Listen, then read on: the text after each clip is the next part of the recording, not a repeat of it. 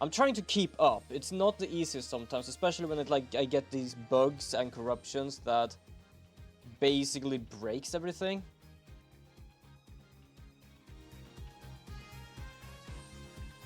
But you do whatever you can do. Trial day 1, the final Crocs examination. Right, we were fighting Phoenix. Mr. Right, we were fighting Mr. Right. For some reason, I always remember I'm gonna do voices, but whenever I start streaming, it's like, oh right, I'm gonna do voices. And I didn't actually Yes, Wimperson. That's his name, we have a Wimperson. I am still believing that what knocked the shit out of the professor was his nameplate. Or place card, whatever it's called. Because basically they said that he got hit by the does it, do we have it here? No, we don't have it here. The bag, not the bag, but the suitcase basically. And anyone that is strong is basically capable of lifting that suitcase, which would be our friend That's a Rebel. I love we can say that we're a friend with a rebel. His name is the best, to be honest. Only thing that don't fit with that is that the doc was hit with something heavy. Hold on. I'm gonna check that, because the only thing I know is that he was hit with a corner of something. Yeah, here we go. Okay, whoops. Time of death, May 15. 10. Cause of death, cerebral hemorrhage after being struck on the back of the head with a corner of an unidentified object. So it doesn't say anything heavy. It only says a corner. The only thing they've been saying is that the only one that can lift the suitcase is That's a Rebel, because it's a heavy-ass suitcase. But it only says they were hit by a corner, and technically his goddamn name card or name plate or anything is a triangle. It has a lot of corners. And that might be the reason why it's very easily breaking in the trial now whenever he crushes it. Because it technically smacked the shit out of the professor with it, and that's why it's brittle right now. To be honest, I don't remember what actually is the murder weapon. I don't think it is the bag, because that basically means yes, That's a Rebel did kill him. And I definitely do not believe that. You gotta be kidding me. But that's... Maybe they only said heavy and didn't put in the report, or it was the talk about the blood on the suitcase and that it's a heavy bag. Don't remember which. I think there was a heavy bag. That's the thing. They found blood on the bag, and yeah, it has a corner, and then it's like, okay, then that was the murder weapon, but it's hella heavy. That means the guy did it. So I think that's the reason. It is indeed, but everything only makes sense if the witness was there in the study. Oh, right, now I remember. So the last thing we did was basically point out where Wimperson actually was. But he couldn't be outside, because if he was knocked out cold by the bookshelf, well, by the computer there, he couldn't be seen outside. Which means that he had to be standing on top of the spiral staircase. That was the last thing we did last time. Inside the study? But that's the scene of the crime. I know. With the Addison Wimperson, the man who claims to have witnessed the murder was most certainly in that very room. Apollo, are you suggesting... Mr. Addison Wimperson, weren't you the one who actually swung that suitcase? Objection!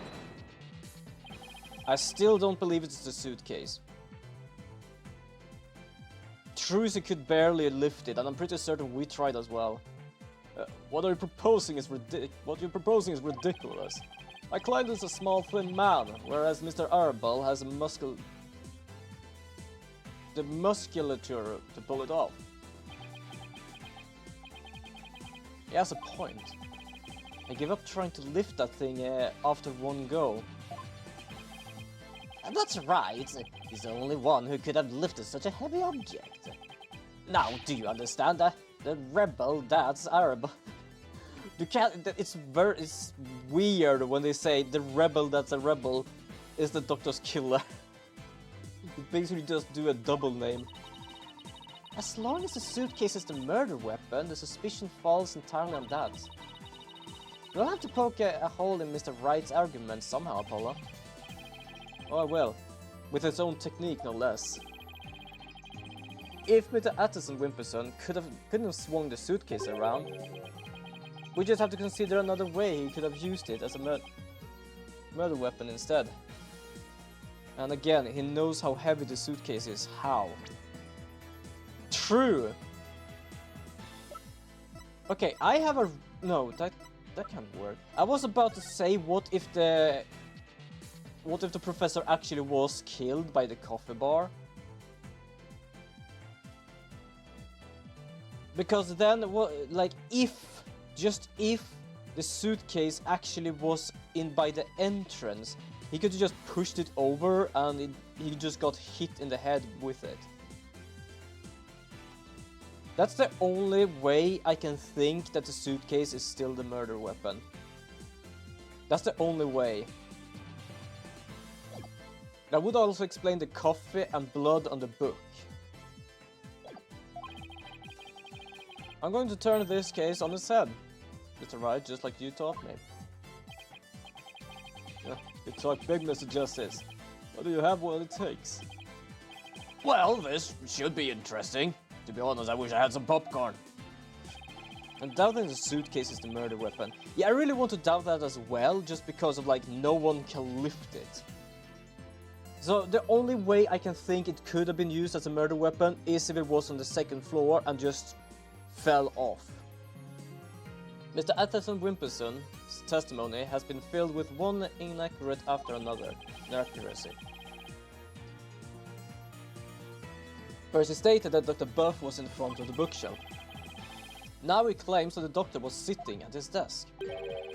So where was the victim really when he was killed? Oh yeah, so I think he might have actually been by the coffee area. Also, where was his killer and how was the murder weapon really used? So the important thing here is the position of the victim and the killer relative to each other. Yes, Your Honor. If they were positioned in a certain way, it could have been possible to use the suitcase as a weapon without lifting a finger. You can't mean... I would ask the court to recall the study's layout. I guess we might have been right, actually. That he was on the left side, and it just... Whee! Like a goddamn cartoon anvil. Now, if like the buff were sitting in a certain spot and his killer was a certain other spot, the suitcase could have become a weapon anyone could use. Push the dock onto the suitcase, it wouldn't make it possible. Push the dock onto the suitcase, that would... Fair enough. Very well, Mr. Justice. Yeah, it was by the coffee bar. There was something we discussed already just because of the book. Because every book was tidy except for that one. And yeah, it had blood, which means it probably was where it was killed. But it also had coffee. And why was that the only book with coffee stains on it? Take that!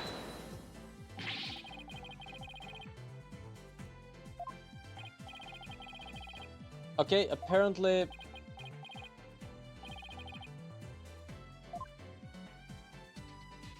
Are we wrong?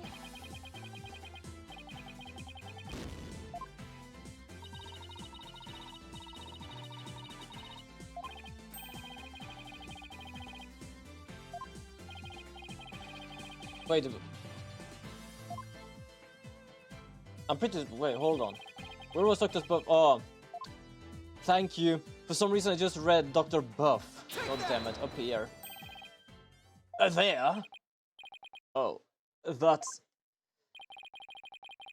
I don't know why, but for some reason I didn't read that right. I was like, Dr. Buff. Oh yeah, he was here. But I think also I know why. I didn't point out there, and that was because last week we basically pointed out that Mr. Atherson was up there. So for me it was like, yeah, it's obvious if he was up there and basically then the doctor was down there, easy. I didn't think the same answer would be twice. You should wrap things up nicely, nice and pretty for you, Mr. Wright. I would ask the court to recall the study's layout. But this time, instead of thinking in 2 dimensions, let's think in 3. Only then we can clearly see the killer's method at work. It's been a long time we actually had this kind of thing. I think it was like the second game that started doing this. Or was it the first? I don't remember actually. The killer didn't have to... No, it's the first, because the second is Dual Destinies. Everything was 3D there, basically. The killer didn't have to swing the suitcase. Oh, yeah. Apparently, we were right about that part. We just... Whee! Goddamn cartoon anvil. That also would make sense how the professor never saw anyone kill him. That's right. It was the plaintiff, one Paul Atherson Wimperson, who used the second suitcase. He pushed it up from the 2nd floor. And sent it hurling down onto Dr. Buff, who was sitting on the coffee bar. And I would explain why there isn't too much blood. There's blood on the suitcase, which was the murder weapon, and there was blood on the book he was basically reading.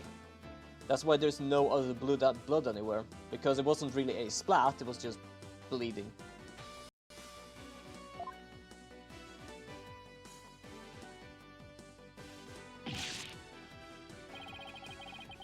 But yeah, I guess I was wrong about the placard. The psychology book had been at the coffee bar, no doubt. The god must have set it down there after he'd finished reading it, or the like. But his blood got on it, which is why the killer thought to hide it in that mountain of books. That's quite an entertaining theory you have there, Mr. Justice. But there's no evidence that the murder took place at the coffee bar. The book itself. I say that the evidence of murdering occurred at the coffee bar exists. The evidence does exist, and I'm going to show you. You are? Yes, we are. This is basically what we've been waiting for. We have pointed out this thing was stained with coffee. Take that! I've been holding on to that for so goddamn long, and now it actually appears. This brown stain was determined to be coffee. What's more, it was still a bit damp when we saw it yesterday morning. One look at this book speaks volumes, I'm afraid, Mr. Wright. It tells us the doctor was having a cup of coffee at the coffee bar. That's when the suitcase came hurling down, striking him on the head. Causing both his blood and his coffee to splatter on it. Well, Mr. Atherson Wimperson. What motive could I have possibly had to kill Dr. Buff? Do you really want to ask that? The same reason you are in this court right now, you want the goddamn thing. He proved it to be wrong, and you were wrong, which meant that it wasn't really in your possession any longer. And there it is, that final excuse cornered killers are so fond of. Well, the doctor never returned your crystal to you, did he? Instead, he hid it in the cave ruins. Telling him that the Defiant Dragons were a dangerous bunch was a huge blunder. All they did was make him hide the orb. To like him back to bite you in the end. So he was still afraid of the dragons, but only after he started talking about them. Even worse, the doctor saw the news reports, so he knew the relic was the Founder's orb. Being the considerate researcher he was, he knew he had to return it to its rightful place. And that means keeping it out of your hands. He is freaking out. You were so angry that he refused to return the relic to you. that you killed him with your own hands. Isn't that right, Mr. Atherson Wimperson?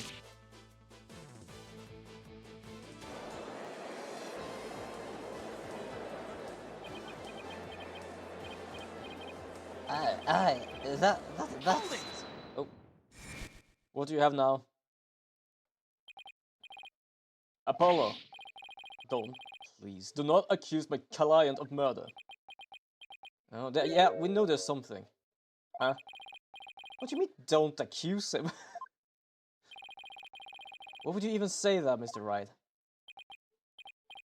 What I mean was, is promising political, but with a bright future ahead of him.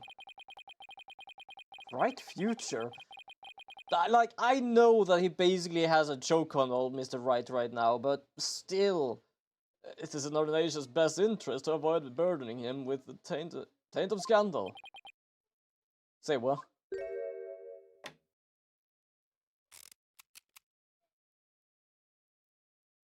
That is even more tape now. That thing is gonna be in 2 pieces. Right, you better do something to change the current courtroom climate, or I'll be charged with murder. And you know what will happen to... Who's her? I'm pretty certain Trucy is fine. Because we were talking to her before. We know that Athena Sykes is fine, because she's standing beside us. We know that Pearls is fine, because we were talking to her before as well. Could there be something wrong with Maya, and that is why he came back home?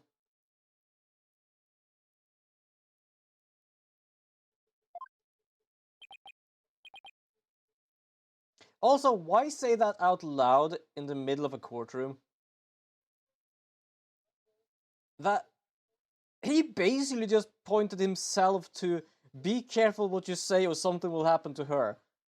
Mate, that is like, even if you wouldn't be charged with murder, such a genius move to publicly say you're the blackmailer. Yeah, exactly, like, sure, let us easily say that we lose on him being the murderer. Well, we won't, but if, he still basically just told everyone, I am blackmailing this guy to save my ass. Excuse me? What's he talking about? Well, I can ponder that later. Now I'm just gonna pound Mr. Wright. Mr. Wright, you can't possibly believe that Mr. Arabelle is the killer. Are you really going to send an innocent man to prison? I thought you were better than that. Even if he wins the trial, which he won't, his political career is dead as a doornail, yep. Well, I would say this. The problem is his political career is already dead, but apparently he has this contribution from someone which will allow him to be there without having a dead career for some reason. Well, Mr. Wright, answer me. Oh, he's freaking out. Mr. Wright? What in the world is going on here? Do we need to have a session with him? Do we need to have a therapy session, Mr. Wright? If you won't say anything, then... Mr. Atherson Wimperson, the defense... Apollo, wait. Right, actually, Athena did go and talk to Mr. Wright, so she knows what's going on. Not you too, Athena. It's just... I wasn't sure whether I should say anything, but during that last recess when I went to check Mr. Wright, I overheard something I shouldn't have. Oh, you never actually met him, you heard something. Ah, it was Maya. I trust Maya is unharmed. I can't really say, but just remember, if I am arrested or fail to obtain the treasure, there will be consequences. Consequences of the worst kind, if you catch my drift. Jesus. Even if it isn't him who's doing it, someone's gonna pay.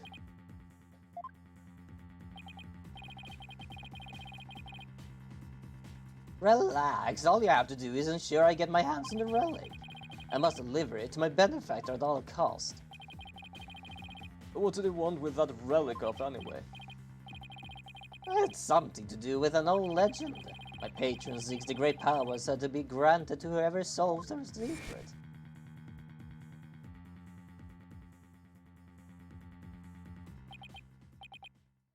Maya? As in Maya Fey? Yes, the boss legendary former assistant. Miss Fey's being held hostage. Just tell that in the courtroom and the guards will detain him. And then it's just to get him to release Maya. That's the problem. Last time we left Maya, she was in Kurain. I don't think Maya came back here. I don't think he has Maya. He is just the one that is basically the one given the benefit of someone having Maya. That's my thought. So even if they would do that, he can't probably do it, which also means they can't really do anything. So it seems. Why didn't you tell me as soon as you heard this? Sorry, it's just Mr. Wright spotted me before I could slip away, and maybe promised not to tell you. Said it would make things more difficult if you found out. As if things weren't already hard enough. Yeah, it kinda is. It's like, I don't tell him. Why? Because he doesn't need to know. Here I am accusing him of murder. Please don't do that. Like, why then? It would actually be easier if I told. Wasn't she there before the trial started? But even so, doing it this way is so much worse. It really is, because technically that would be something with like... Something. I am very bad with rules and things, but technically she's in another country being held hostage. I'm pretty certain there's gonna be some high power god and police force going on with this than it has happened. So that's why Mr. Wright was acting so strange. I had no idea. This must have been excruciating for him. Think, Justice. There's got to be something you can do. Mr. Justice, about that last statement of yours. I believe you were in the middle of accusing the plaintiff of murdering Dr. Buff. Would you care to continue? I sure as hell would want to see that. Yeah. I'm sorry, Apollo. Really, really sorry. What's gotten into you two?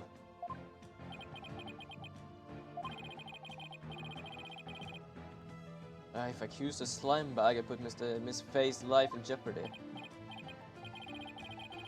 It seems you finally caught on. I'm far too important to be accused of murder. You are not important. The people who wants the thing is important. I don't think they give a damn about you when it's done and done with. After all, our nation's future rests squarely on my shoulders. Rests, not squares. Whatever. Rests squarely on my shoulders. Either I give up or...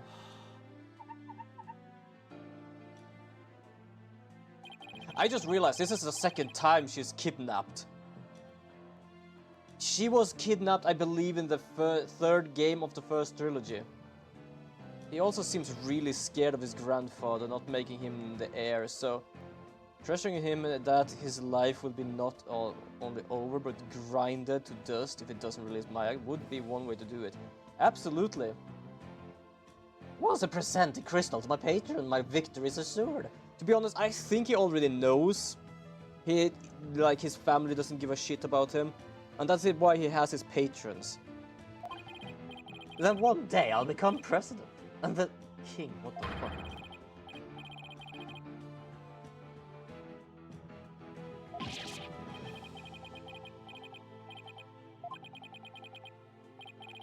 The defense would... They would like to... No.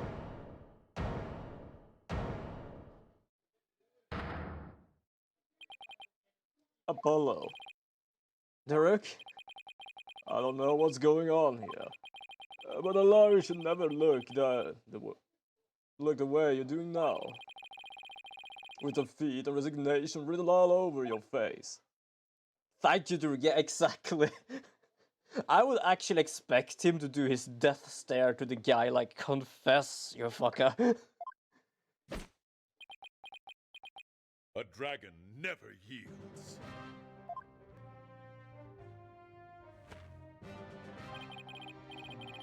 Even when wounded, a dragon bites down hard and never lets go till its dying breath. How the hell do you know that? Have you ever met a dragon? It glares, it roars, and it latches on its jaw firmly onto its prey till the bitter end. That's what lawyers do to get to the truth. A dragon never yields, huh? He's right. It's all over if I give up now. Mr. Fright's hands are tied, it's up to me to do what must be done. You see my neck so many times. Now, it's my turn to save his. Well, not his neck, but Maya's neck. Dirk, thanks for the wake-up call. Now that's the face of a lawyer you got there, son. Also, does Wimpyson not realize that his patron won't want to have anything to do with him after this? It's a hot potato, for fuck's sake. Not a sane person in power want to touch that within a 10-foot pole. Yeah, he's yeah, absolutely. But at the same time, I think they just want the crystal. Then they don't really give a fuck about him. That's the only thing they want. Sure, they can probably give him some power. But it's as basically as we know. It isn't the Founder's Orb, which only has a certain meaning in Khura'in. So, what if they make him a sleazy politician? They don't really need to give a damn about that. So, they get that, they do something small, then they just turn around, walk away, basically. Either that or just get it and then just don't give a damn anyway. Oh, time to use that forehead of yours. That scumbag is holding Mr. Face hostage to ensure he gets the orb for his patron. And it seems said patron believes in the orb's legend. Thing is, the Founder's Orb did appear when the Founder did appear when the orb was exposed to fire, just as the legend said. So I believe the patron is a... If the legend is true, then we already solved the riddle, right? Not yet. Basically, I think the patron is, or want to be, a spirit medium. Because we already learned that from Maya's case, when they had the scroll of the rebel hunter's real name. It was meant there as a thing of finding her, but it didn't have her face. They need face and name. Now, this thing gives a name, something else gives a face. No, this gives a face. Something else gives a name. The legend says the Founder will bestow great spiritual power when she returns. But if that's true, it would mean we haven't solved the whole riddle yet. But how can that be? Are we missing something?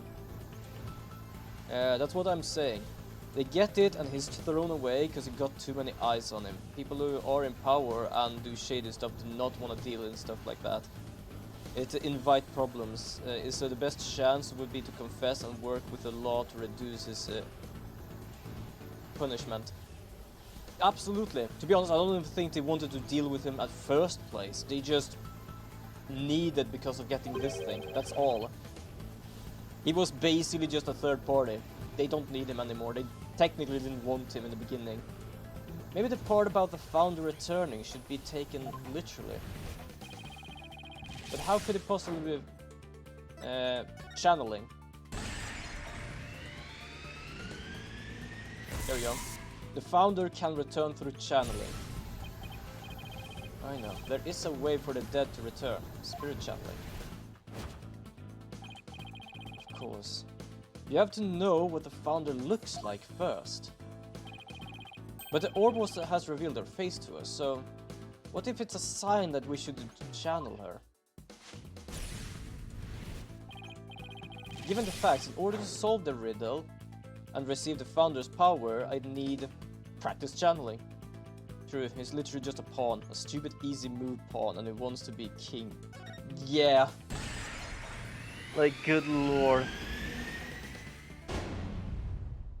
Yeah, a medium is needed to obtain the power.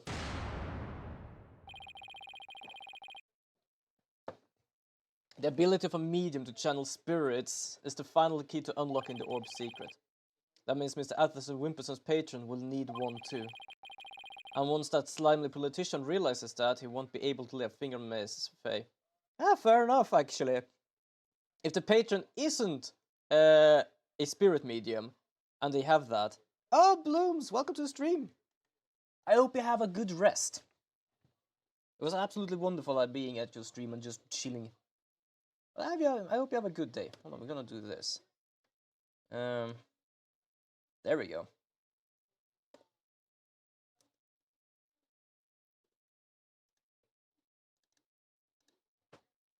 But yes, we're doing some Apollo Justice. Haven't rested though since I could. Okay, fair enough.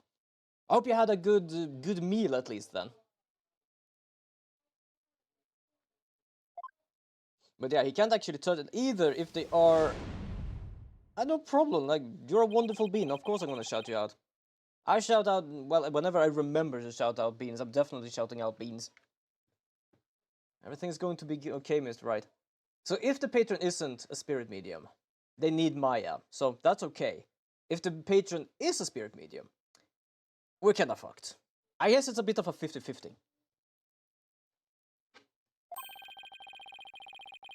Because Mr. Paul Atherson Wimperson can't afford to harm a hair on his face head. Huh?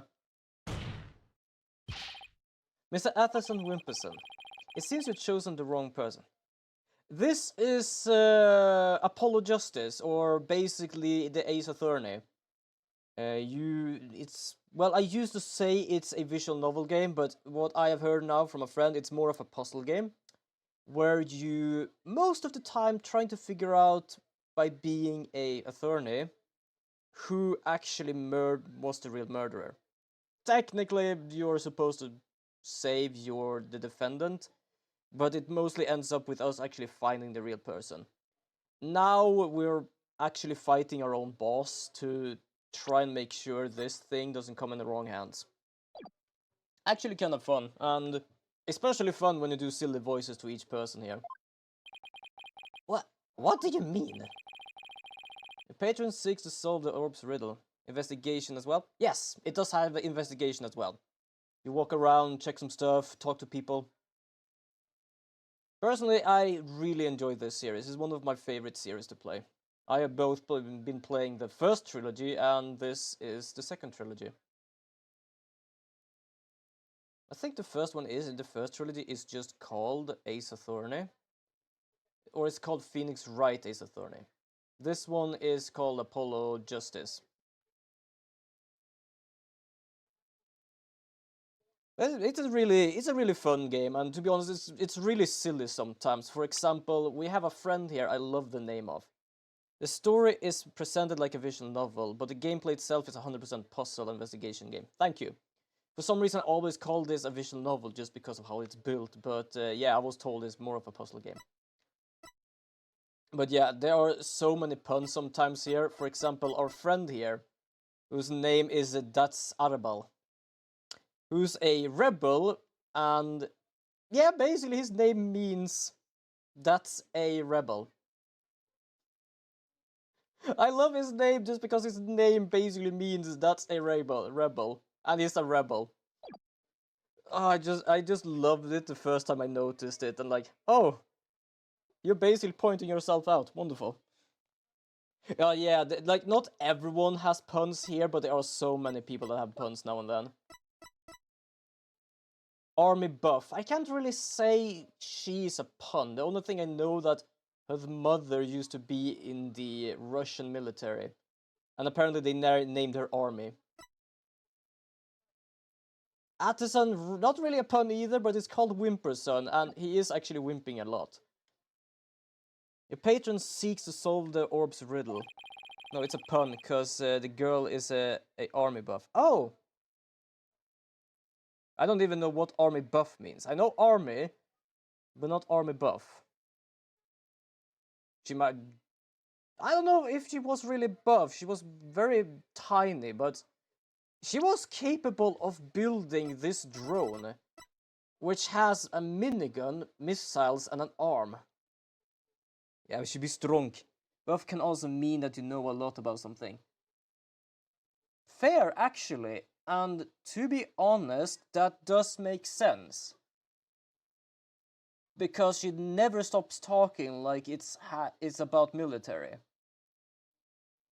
Alright, you're right, it's a pun. It's absolutely a pun.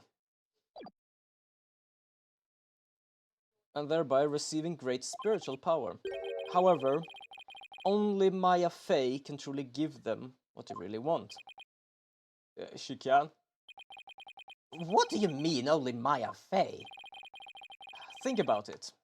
Think about what the return of the founder really means. We should have considered it more literally. After all, the orb was made in the kingdom of Kurain, the birthplace of spirit mediums. Ah, I think I see now. You need to know both the descendants looks like in what the descendants looks like in the order of the channel then. Yeah, and they always drawn faceless. But in Kurainism, depicting the face of the founder is a taboo. It's kind of like the Western version of a otaku. Oh, fair enough. I completely actually forgot it even could mean that. However, a true face was hidden in the orb. So maybe the orb is telling us to try and channel the founder. Exactly. Throughout the spirit medium, the founder can quite literally return. And if the legend is true, the founder just might bestow spiritual power on someone when she does. It's like when Pearl imbued my Magatama with his spiritual power. If a human could be imbued with such power in a similar manner.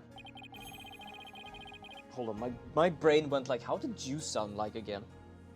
It is said that the founder's possesses imminent spiritual power.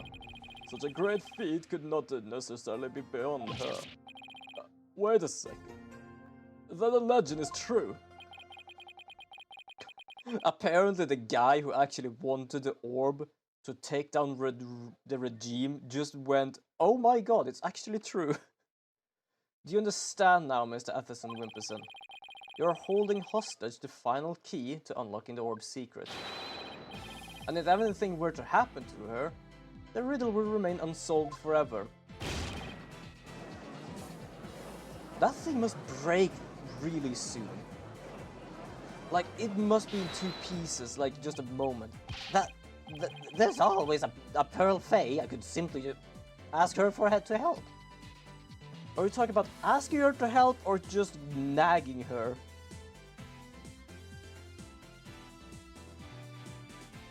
Also, why would she help you?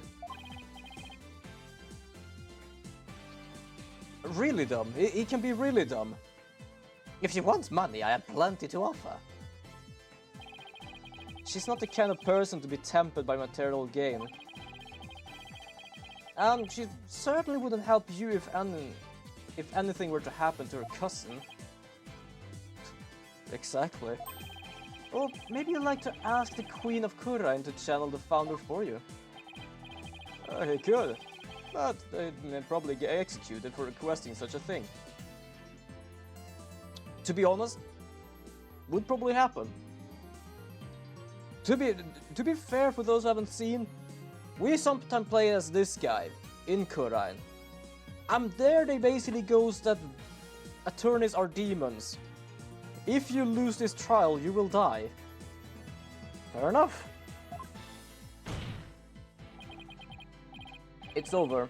Now, confess you killed Dr. Buff, didn't you? It wasn't supposed to end this way. If he asked them for help, they would 100% send people after him until the end of the earth. Well, definitely. Mr. Atherson Wimperson, are you admitting to committing the crime? The funny part is there is no prosecutor in here. We are 2 defense attorneys basically pointing finger at him. You're my lawyer, Mr. Right. Do something. It's true that I'm a lawyer, and as such, it's my job to defend you. However, defending my client is the is the only duty as a lawyer has. There's something else that has equal as important. And that is finding the truth. What? Mr. Adson Wimperson, you have sought to twist the truth in the dirtiest of ways. I was complicit in your hostage taking, but in a way I was being held hostage too. Even so, there is still hope for me to make things right. I owe it all to you, Apollo. I can allow murderer to walk away scot-free. Therefore, Mr. Atherson Wimperson, I must resign as your authority.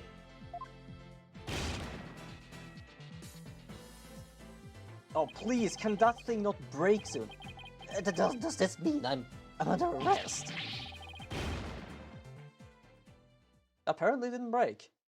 I kinda hope for it to break. Or it might break now. That's the thing I'm waiting for a lot in these games. Basically when they freak out a lot. I wanted to turn into dust. Yeah, same here. Well, I've got nothing to confess. what? I said I have nothing to confess, and I don't, and I won't, especially not to a plebeian like you.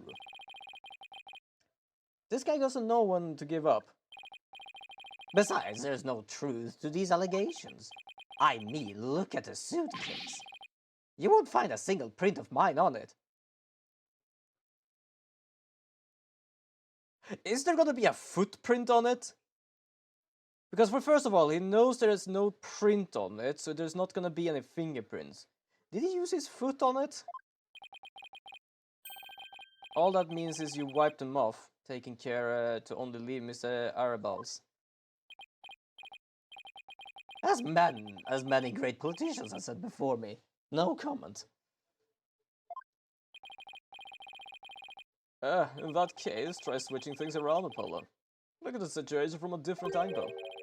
Is there really nothing that points to the suitcase being dropped from above? Is there? Hold on. Wait, I don't even have the suitcase here. What am I trying to look at? Evidence that points to the suitcase being dropped from the second floor.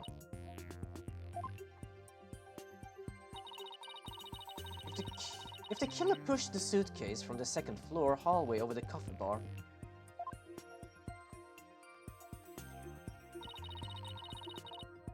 that would place him right around here. Maybe, just maybe. Thought of something, Apollo. I believe this piece of evidence to be... Oh shit. Wait, we have evidence of this? Oh god damn, hold on.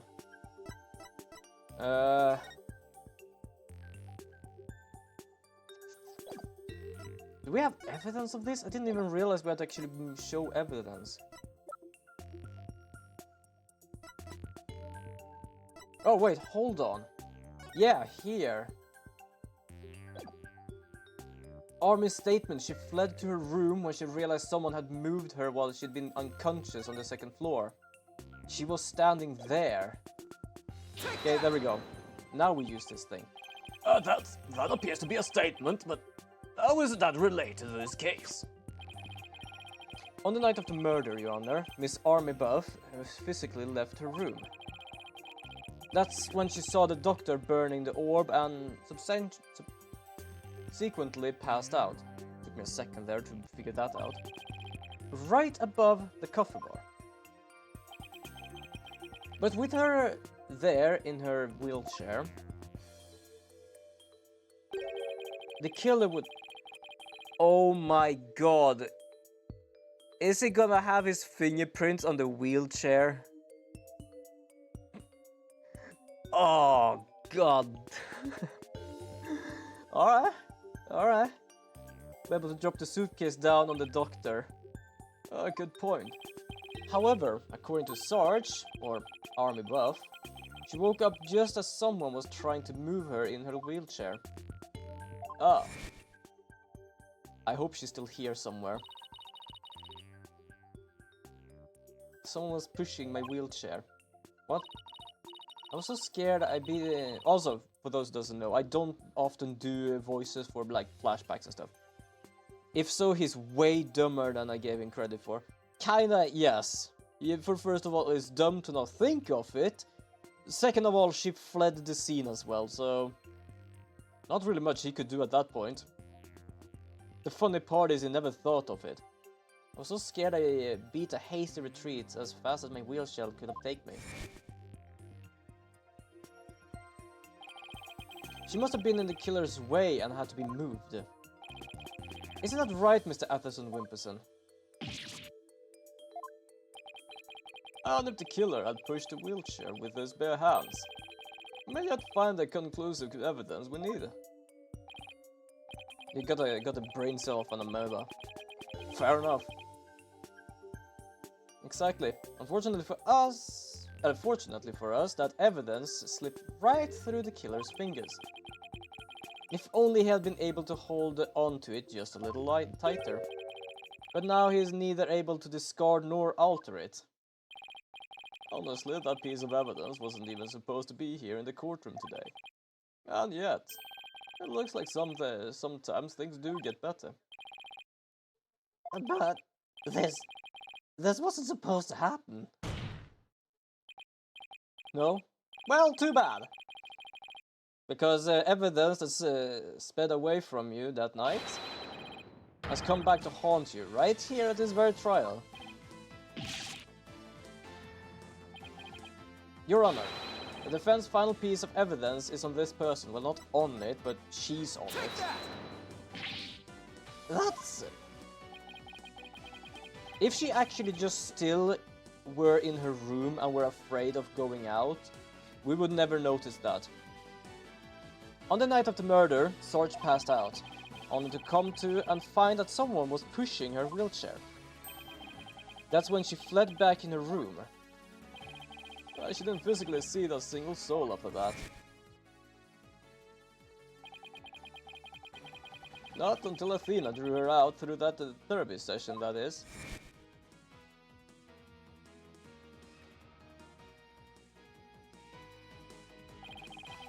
Well, the killer was able to wipe the prints on the suitcase off.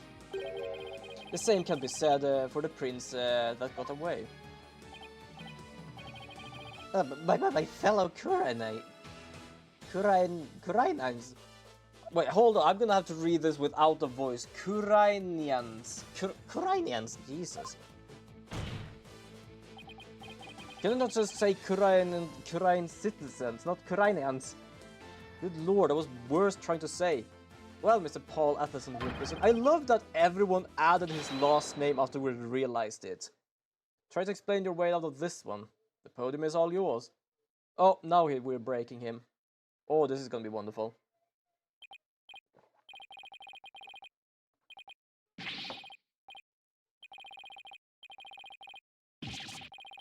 I don't even think it started at all.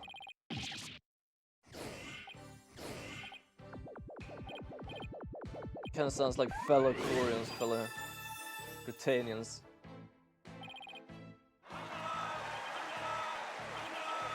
Wow!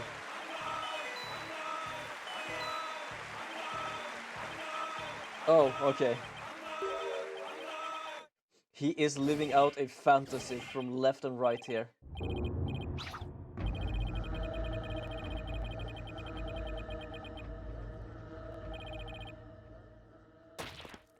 Oh! He didn't even need to crush it. It was so fragile. It just broke. But finally it broke. I'm still impressed it actually held together that much. Mr. Atherson Wimperson, are you alright? I hope not. Byleaf, get him the first aid station on the double. I don't think he needs first aid. Probably a glass of water or something and a jail cell. At the same time, I just realized something. This was not a case of murder until it became a case of murder. Does this mean that they're actually gonna have a new trial? Because this was a trial to see who had the ownership of this thing. I need those cold steel cups. Yeah, that as well.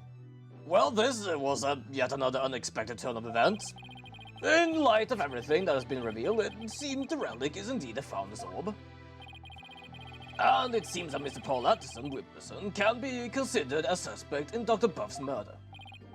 Apollo, I want to thank you for everything. Thanks to you, I didn't have to keep bending the truth. I don't know what I would have done without you. Don't mention it. You were amazing today, Apollo. Well, I couldn't have done it without Duruk.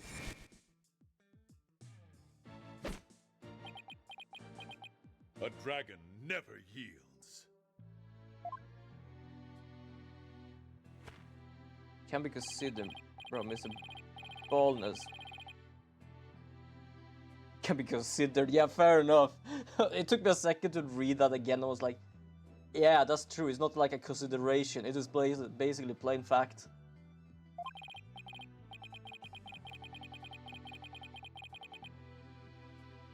I just got interested now by his hair. He has a big ass arrow in the middle there.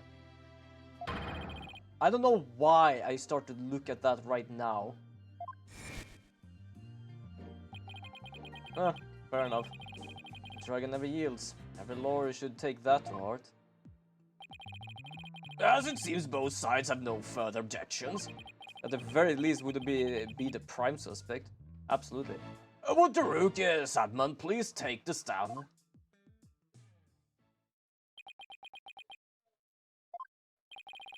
This court awards the Orb of the Defiant Dragon. The Orb to the Defiant Dragons per the stated transfer agreement. This is, in all 6 games, the only time we never have dealt against a prosecutor and directly against a murder. This was technically supposed to be who owns the orb. And this is the first time in any of these games this has happened. Should the Kingdom of Kurain claim ownership, the matter may have to be deliberated in court all over again. The funny part is, who brought the confetti?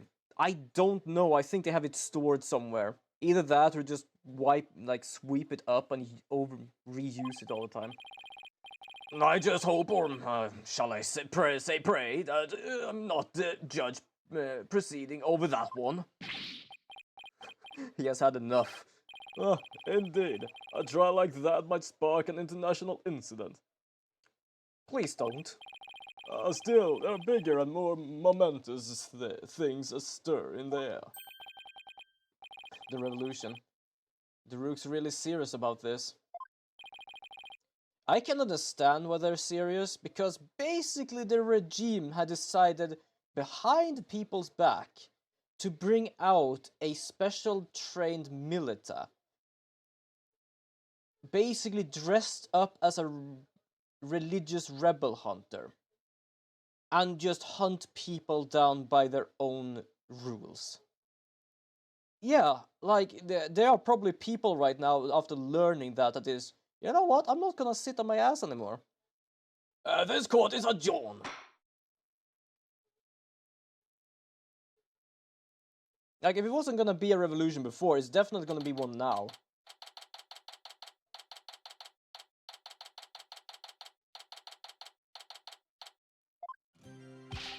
Nice work, son. We've finally broken through the last obstacle on the road to revolution. Revolution. It just doesn't seem real. Yes, well, to think that you actually defeated the Fighting Phoenix. All I can say is that's my boy. Fair enough then. Well, Mr. Wright did have his hands tied.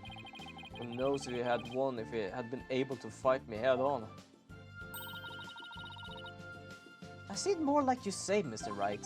You saved him? Yeah, remember what he said. He didn't have to bend the truth anymore, and it was all thanks to you. I don't know about that. Still, I guess it is kinda nice to be appreciated. I realized something. This is still the last chapter, other than the extra chapter. What more do we have to do other than the Orb and the Revolution? Mr. Daruk, now that the Holy Mother's face has been revealed, Are you going to give are you going to have a spirit medium try to channel her? I, for one, would love to see the return of the legendary founder. Yeah, just think about it. Being able to speak to someone right out of the history books. Unfortunately, it's not that easy. What? Why? A face is enough. You also need a true name of the one you're attempting to channel. Oh, right. Pearl mentioned something like that. The founder's true name is only known to the priestess who have been crowned queen. In short, the only living person who knows it is the current queen of Garan. Oh, so without her help, we won't be seeing the founder anytime soon. That's no fun. But if she's the only one who can do it, then the only one would actually gain of getting this thing would be her. I do wonder, what if... As I said, I played this before, but I'm just guessing how the story goes here and what's going on. And that is that the regime stole this one without anyone noticing and sent it over to America to get Wimperson to give this to the professor to find out what the secret of the orb is. So that then he basically could send it back to Kuran and they actually could use it. So, Daruk, what will you do now? First I'll start by tracing the route by which the orb came into Dr. Buff's hands. Well, any regime that deals with shady and underhanded stuff like that would absolutely make sure that nothing is tied to them and can be tracked back. Basically make someone else the one to steer what happened during those dealings. Otherwise they would never do things like that because it will come back and explode in their face. Mate, we met one of them. He basically stared us right in the eye, didn't even check the execution papers and stamped them, just saying he doesn't need to give a shit. I don't think they care because they see themselves as so powerful. I compare it to reality. That's fair, yes. In reality, anyone who would do that would be absolutely stupid. This game, yeah, unfortunately, they see themselves as powerful, and if anyone is trying, then the regime will take over, which technically does already have. Isn't he the one who stole it? No, a politician, nobody like him could get anywhere near the orb, let alone steal it. He must have had it inside help. My money is on someone connected to royal family. Alright, you said something that to that effect back in the cave. Whoever it may be, we need to expose the dirty scheme to the light of day. IQ in the single digit for most characters in this game series. It really is, but that's also what's kind of fun with it sometimes, when just weird shit happens. Might be able to shed some light on this.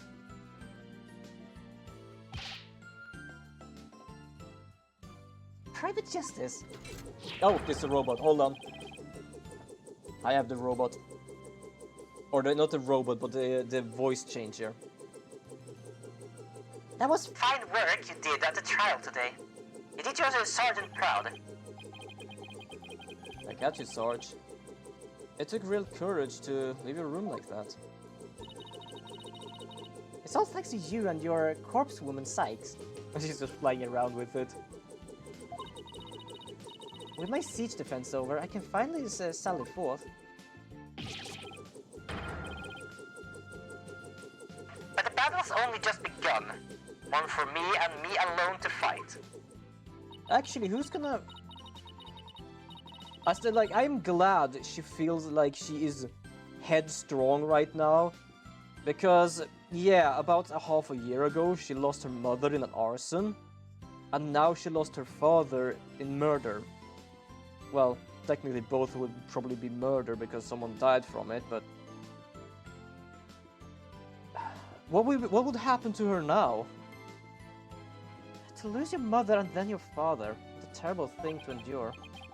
Yeah, and being wheelchair bound doesn't help. Private Justice? I've been thinking. It's about the time I stood on my own 2 feet. Wait, you actually gonna walk?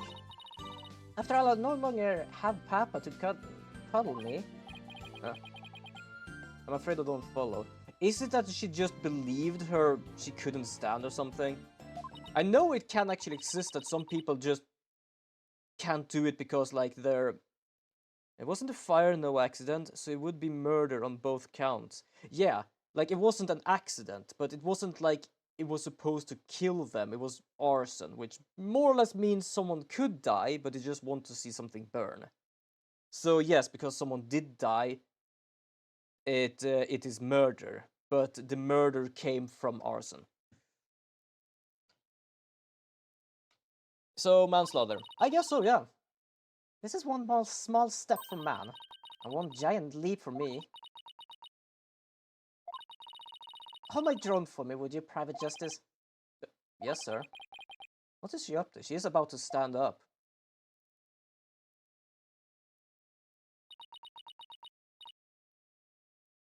Oh, there we go. A little wobbly, but she can stand now.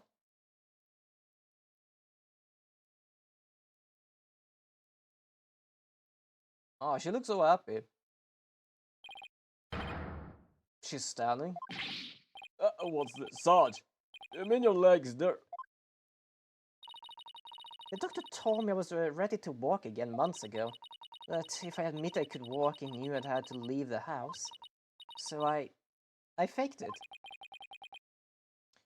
Well, fair enough. I basically thought that it was something more mental, that even if the doctor said it, her mind basically said you can't ever walk again.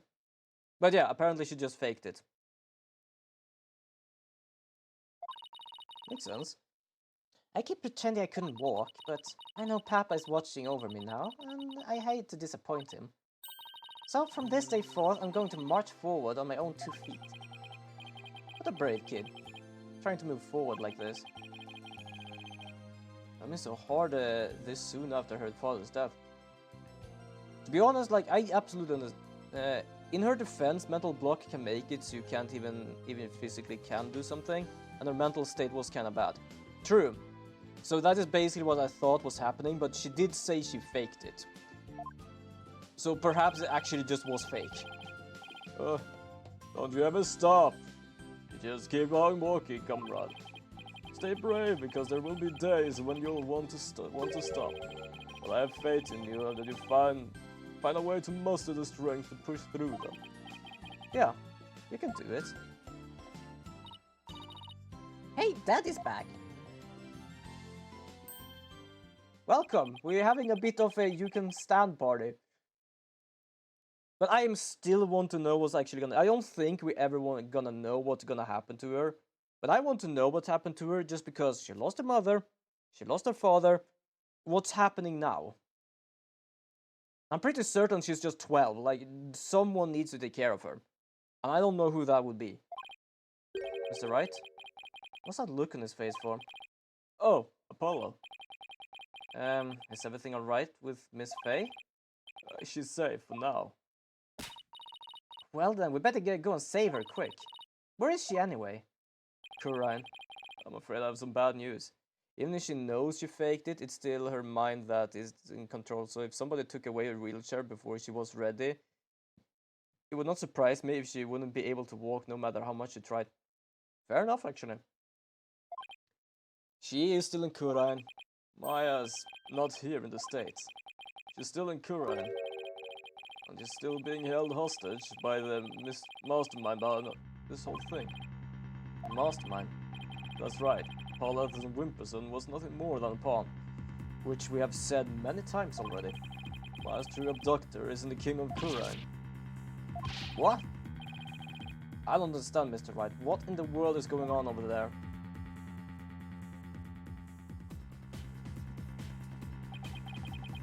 But as shocking as that news was, it was only the beginning.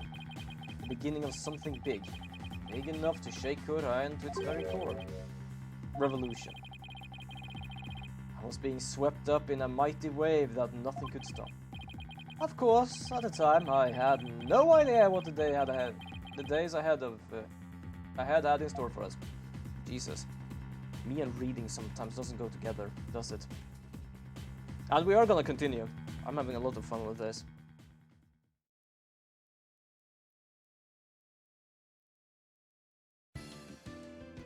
Yes, we're gonna save progress, and as I always do, I always make a new one.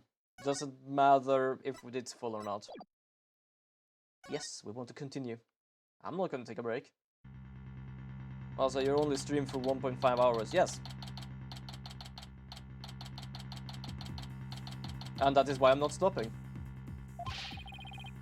What do you mean Miss Faye is still being held hostage? And who's this mastermind? Well, that doesn't... Yeah, we know. Also, thank you for calling him something else than a pawn. Now we have 2 nicknames to give him. His benefactor was the one pulling in the strings. But I have no idea who they are. So, all we know is that the person he was trying to give the orb to. Right. He was just following orders. Whoever it is, it seems they really want to get their hands on the orb. So then, Miss Faye's abduction is the work of the so-called benefactors too. Right again. Whoever they are in Kurai. Along with Maya. I wonder who they would be. Right. This Maya, the spirit medium you've been talking about. She would happen to be that bunhead young lady you defended back in Kurai. Oh, that's her. Why do you ask? I see. I think I know what's going on here. I got nothing bad. Good news for you, Mr. Wright. Maya is somewhere safe. That much I'm sure of. I'm afraid you lost me.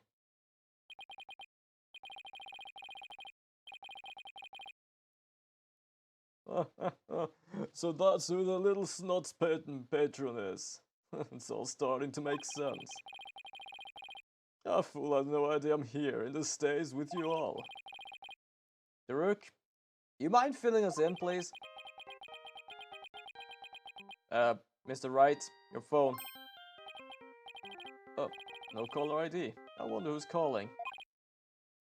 I hope they're paying for the overseas calling. Hello? Mr. Wright, yes? Let me start by thanking you for taking such good care of my subordinate. Who is this? I believe you know me as Mr. Utterson's benefactor. That sounds like you're using a voice changer. Something disguised himself. Where's Maya? Is she safe? I have my ears on today's proceedings. What a shock it was to hear that the key to solving the trilogy is a spirit medium. I admit I did not see that coming. Wait. Did they plant a listening device in here somehow? Check your butt, it might be in there. Nevertheless, don't think for a minute that it will guarantee Maya Faye's safety. She is not the only medium within my reach, you see. You harm a hair on Maya's head and you'll have to answer to me. Alright, give it here for a sec. Wait. Hey there, how's it going, stranger? Who's this? Why, it's your friendly neighborhood, the Dragon. I just happened to be in the US on a little trip. Minister of Justice. Jesus Christ, his name.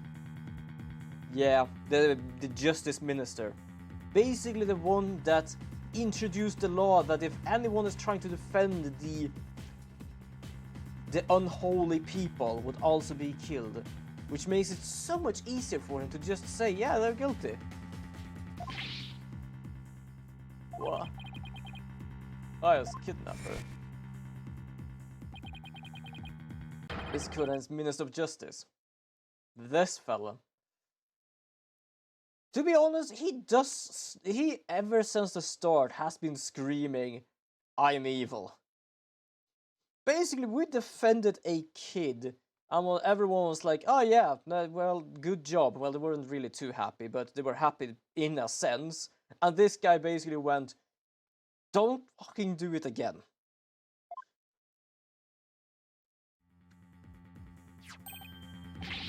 Druk, is that you daddy turncoat? Oh no. What a blaze is...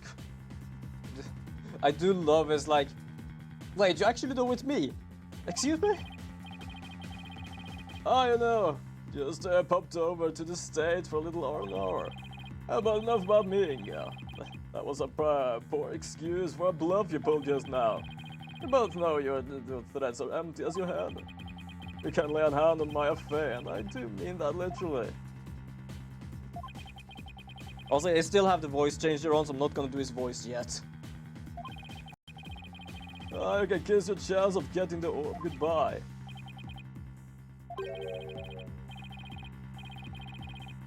My FA is my only, how shall I say, insurance, you know, Duruk.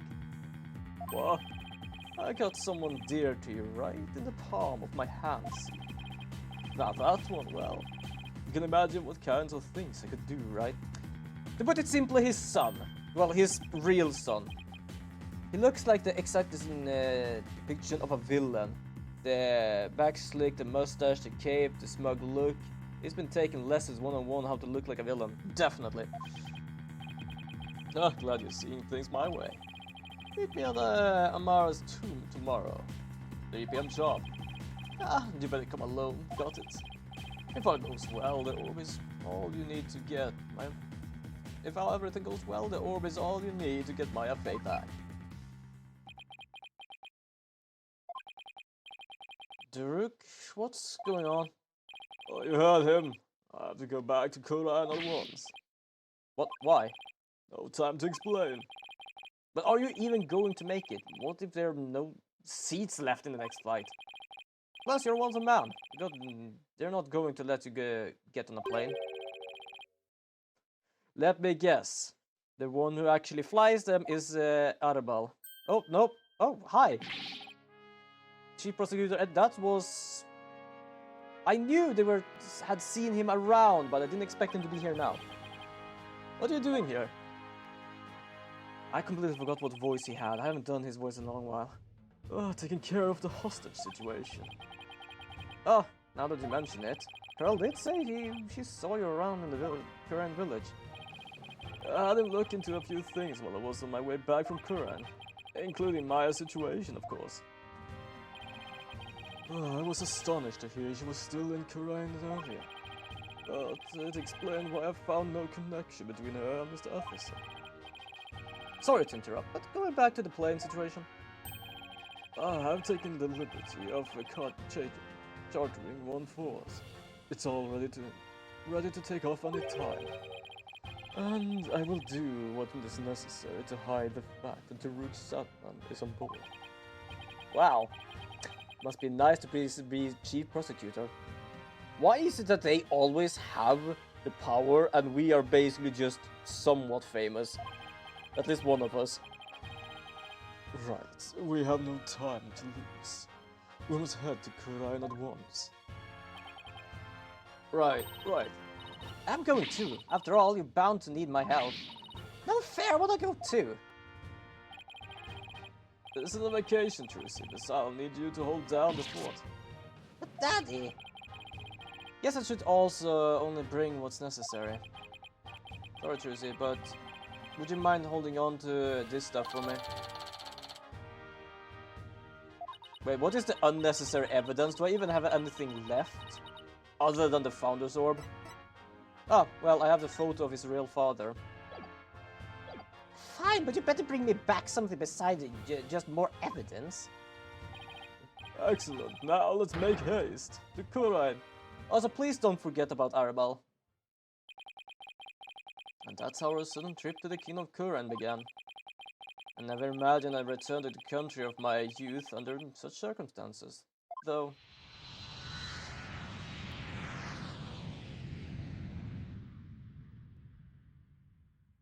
I'm impressed he actually just by his own will went on an airplane, like a plane.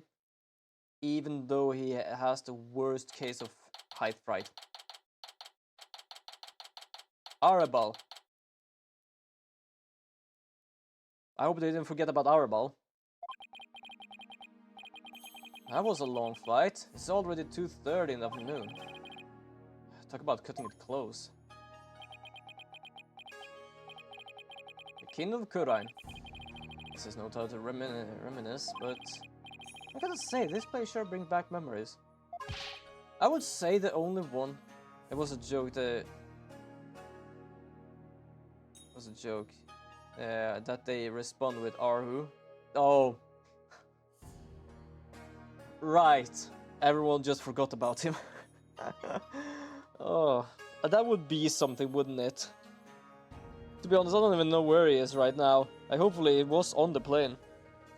But yeah, I would say the only one I would be shocked about, would be Athena. Apollo's been here since, I think he left like when he was 12 or something, I don't remember. Right behind you. Arma's tomb is located in the courtyard of Grand's palace.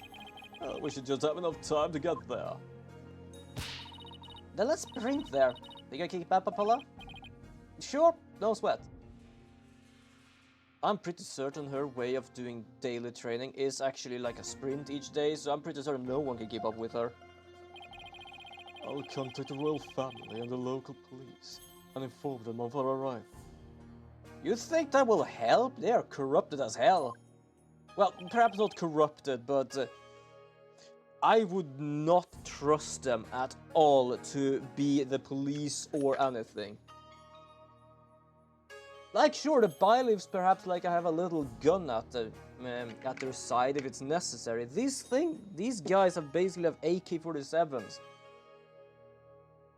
Bylifs are to shoot if necessary. These guys are shoot to kill. Alright. Well, I guess we're just gonna move. Royal residence.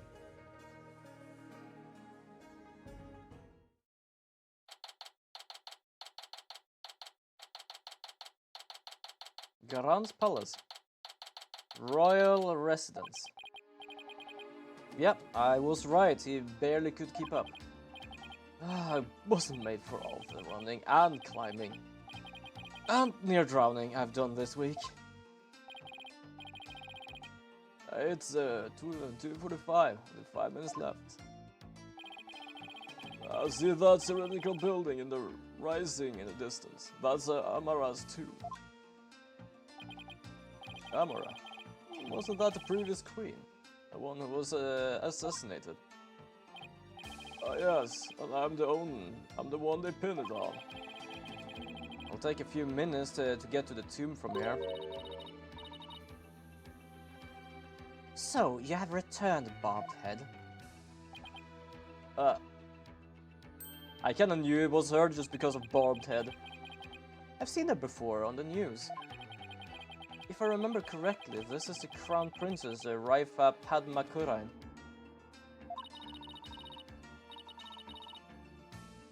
What are you people doing here? This is the royal residence. We were invited. Also, is it just me or is there like the flower pot on the right there is messy and someone has stepped in it? This looks like a crime scene. Commoners are not allowed entry without permission. Prosecutor from the States. You should have already called and requested permission for us to enter.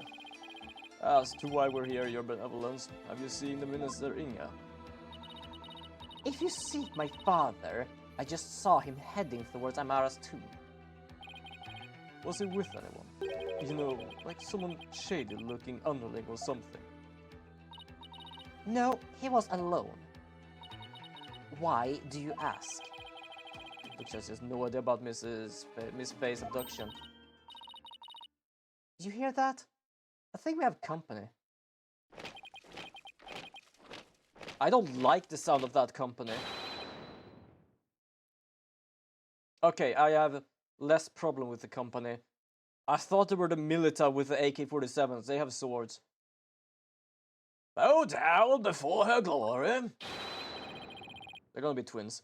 Her Eminence, Queen Garan, Grand Priestess of Kurain approaches. Yeah? Garan.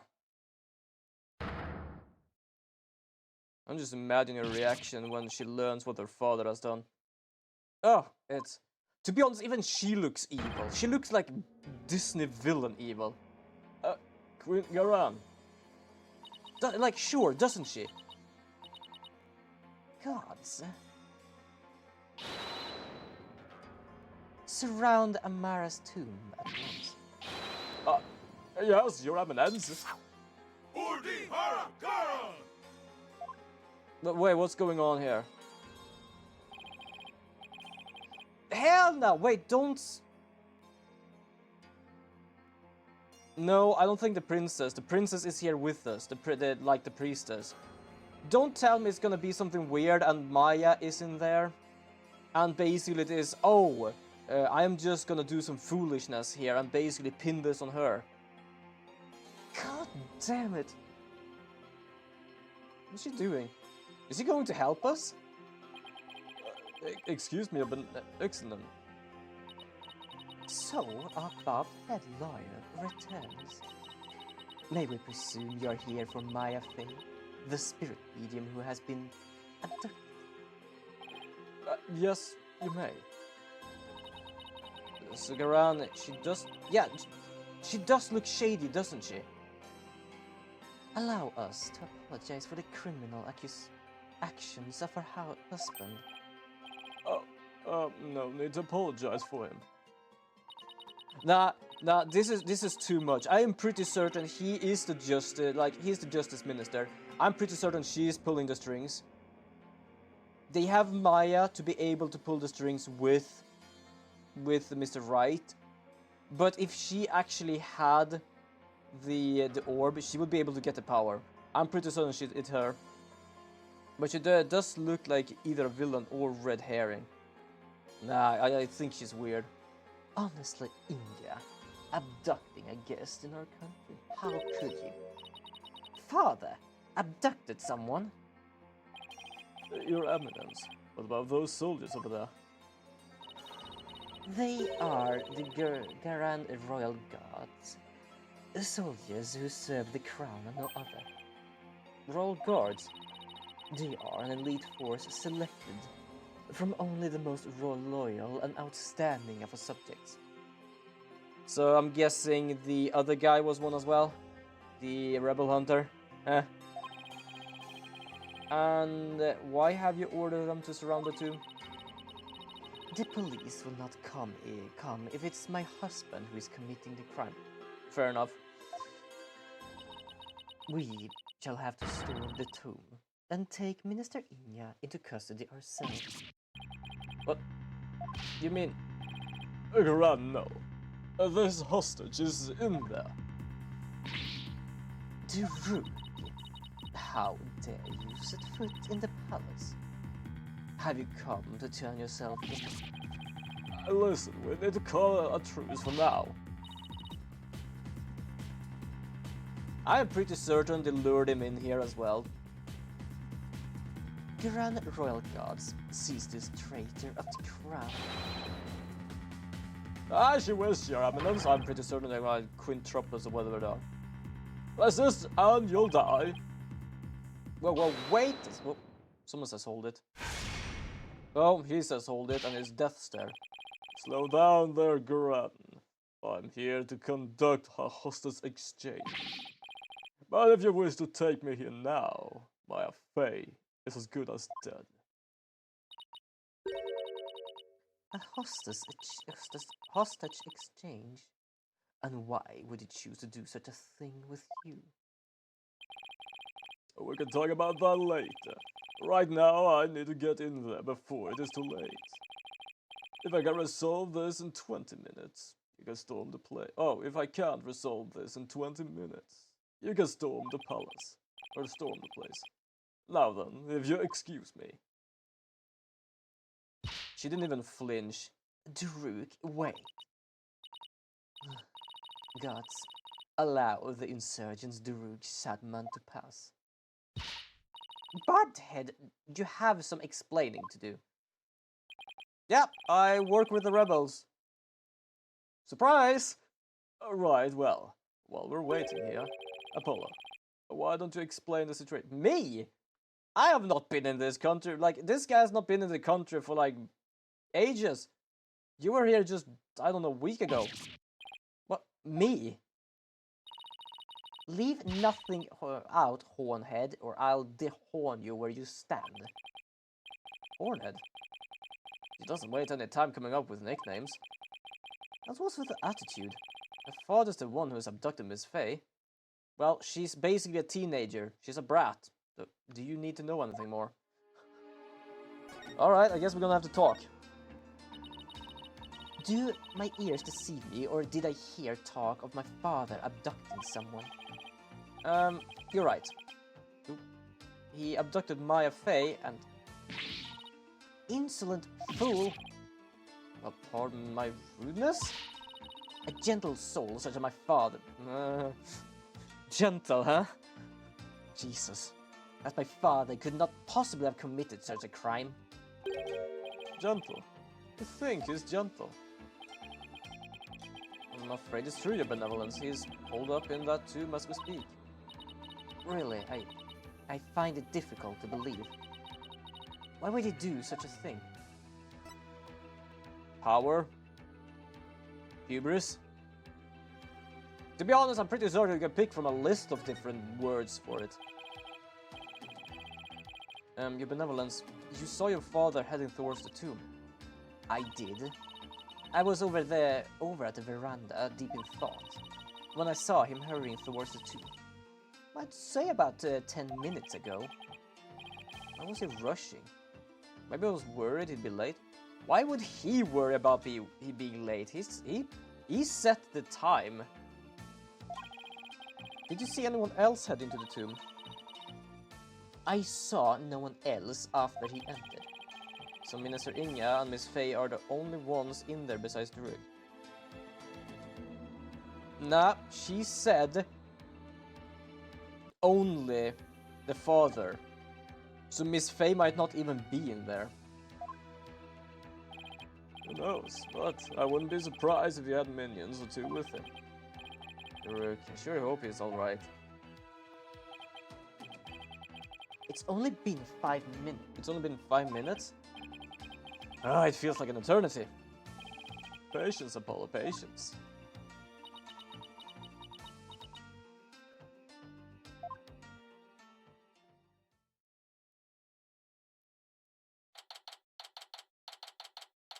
Okay, first of all, look at the dirtiness on the left of the right of the C's screen there.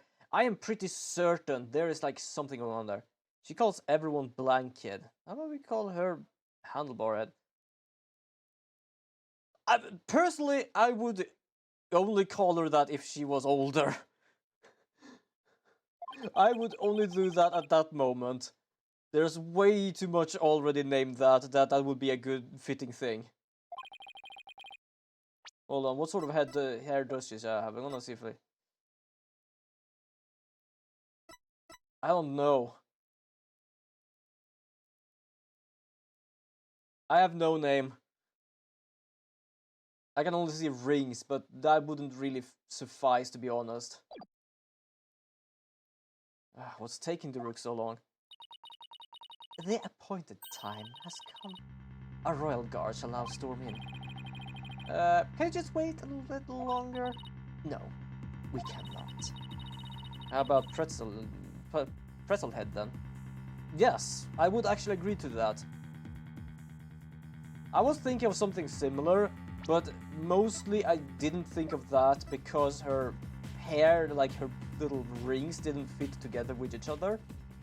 Like, you know, like how they have one bun, but like some people might have two together. But yeah, pretzel head works. Every second we wait puts the hostage life in more danger. Therefore, we need no alternative but to order our guards to storm in. But I'll put Miss Fay's life in danger too. Guards storm the tomb and seize Minister Inga, along with inserted Daruk Sadman. Jesus. Ah, yes, Your Eminence. But Daruk's under arrest too. Well, to be fair, he is a rebel. Naturally, that traitorous snake assassinated her predecessor, Queen Amara. Now go, seize them both. Okay, I kind of want to. Should we do a bet or something here? Like, who do you think is dead in there? I want to say Inga. But in one way, I feel that the Rook is dead as well. Either she is a good one that just wants to do her duty, or she's the one that assassinated the former queen. Would not surprise me either. I feel Inga is dead, and the one that's gonna be blamed is either Maya or the Rook, or both is dead, and the one that's gonna be on blame is Maya. I'm pretty certain someone is gonna be at blame here. I am really certain about that. Dear Lord. Now we have one of you here. Bam! Bam!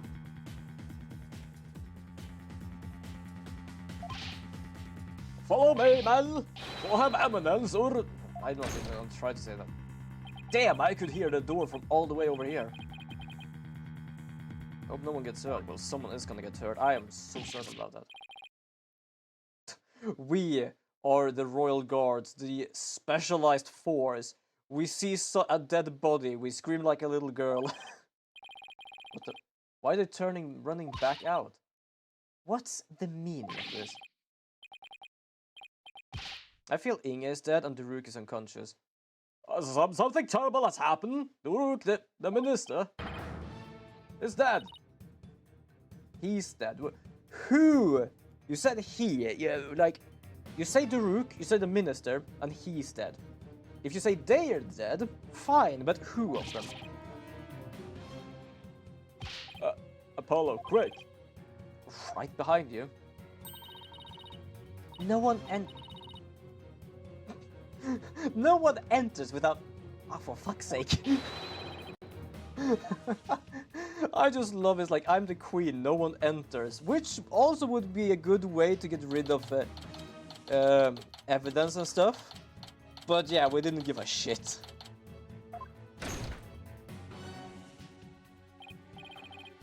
Where's the Rook? Apollo, over there.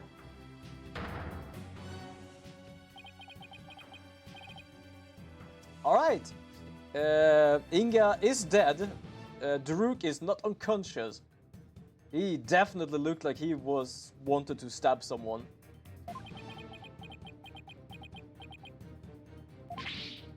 Daruk? What have you done? Apollo.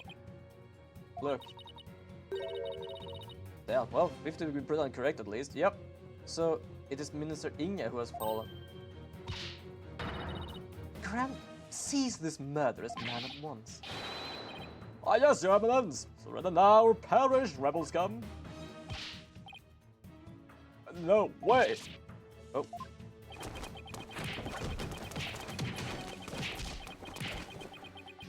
Why do I get the feeling it actually goes well for the Rook? Oh, no, not now. Now I'm pretty certain he's stuck. How many people did he manage to punch down before that happened? Who hit me with a metal pipe? Oh, he threw something at me. It sounded like a metal pipe hit my skull. Wait, this is the... Hide it. Whatever you do, hide it. Hide it in your pants. That's probably the safest place right now. Don't ask me why. It might just be. Nick, is that you? Maya, are you alright? Daruk, he saved me. I feel exhausted. I can't keep my eyes open. Oh. Maya. Oh, she's asleep. Damn, things had transpired quickly. Mr. Inga, the man behind Mrs. Faye abduction, had been killed. Apart from viewing this from the player's point of view, something is very weird. Because Daruk is not that hot-headed that he would just murder Inga, especially with the shit that was going on. Yeah. Yeah, either he just found him dead and he pulled the knife out. But at the same time, like, I don't know what would be going on. Like, he was in there for 20 minutes. So it was the abduction of Maya Fey came to a sudden, unexpected resolution. With this, the curtain fell on the minister. Things were far from over. Of course it was, like, he just stood there. I'm still questioned about the footsteps over there. Someone hurried out, banged one of the urns, and basically just made footsteps.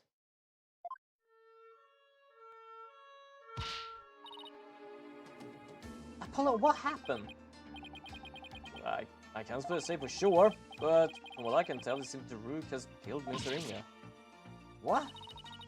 You think he did it to save Miss Fey? Most likely, but who knows? I'm really confused right now.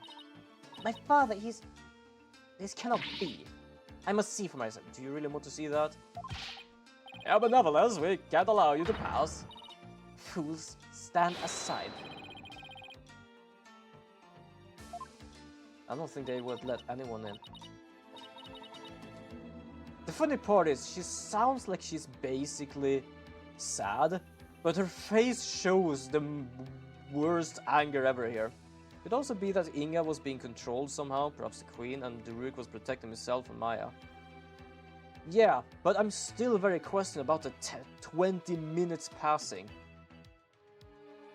Was it like a Looney Tunes episode where you just run around in a circle for 20 minutes until something happened? Daruk, you will pay for this. Apollo, let's regroup somewhere. We can regroup in the room over there. I think there's some good evidence in there. Daruk, it wasn't really you who did it, right?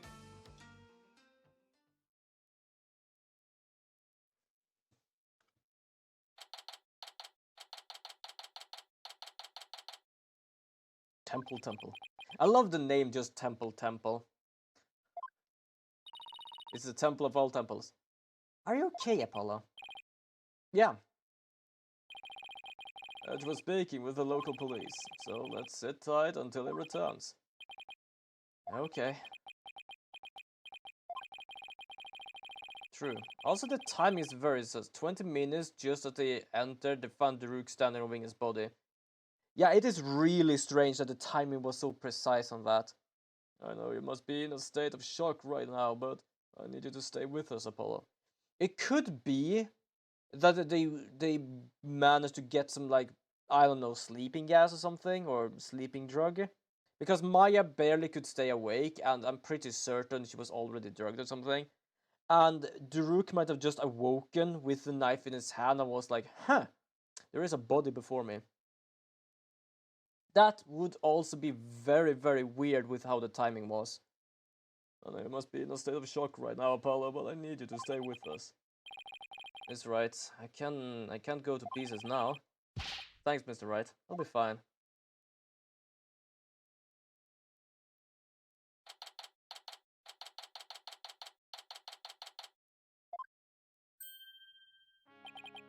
Mr. Wright, Mr. Justice, I'm afraid I have some bad news. It looks like things will only get more complicated from here. To get Edgeworth, what's happening with Daruk? As I understand it, he has been officially charged with the murder of Minister Inga. Yes? However, I didn't manage to get his permission to investigate the crime scene. Thank you for that. Do you know how much trouble we have had with actually getting there? And I expect to be allowed to visit Mr. Sudman shortly. Yes, good. Thank you. I'm sure glad Prosecutor Edgeworth is here with us. Yeah, I actually trust him. I trust him more than in the first 3 games, but yeah, he's as trustworthy when you, at least when he does what he's supposed to do. Or want to do, or whatever. Also, it just happens that Detective Sky is here in Kuran. Again?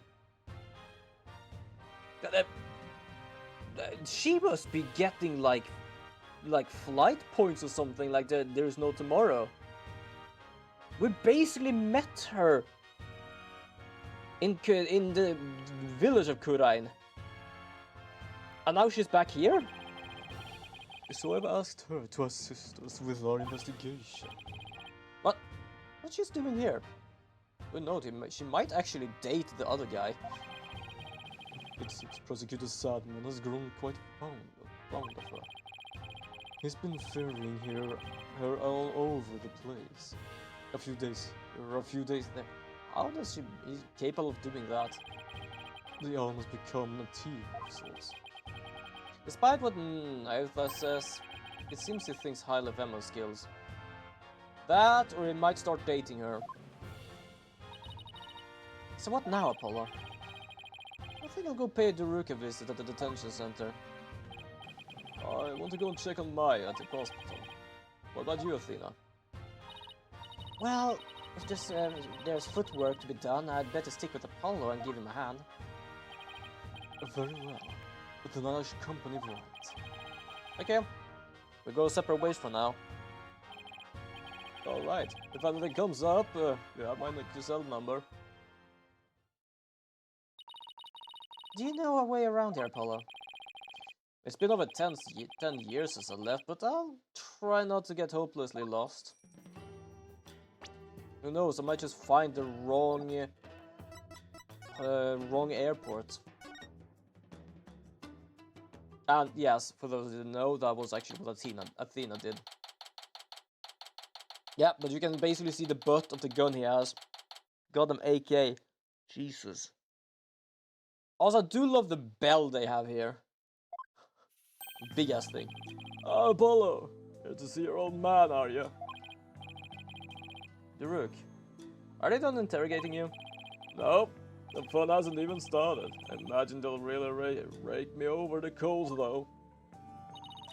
I don't even want to think about how harsh their interrogation method will be. Yeah, but that's nothing compared to what they'll do if they find him guilty. They bribed me a terrorist who killed the previous queen, and now the justice minister. If I'm found guilty of these crimes, I'll be facing a very public execution. Jesus. Public executions? You mean the other executions were not public?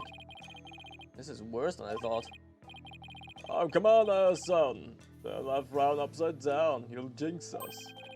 As soon as I get out of here, I'll take you on to this tasty hash house I know. Sounds wonderful. I'd like that. I really need to focus on what happened. Time to switch to work mode. Daruk, can you tell me what happened?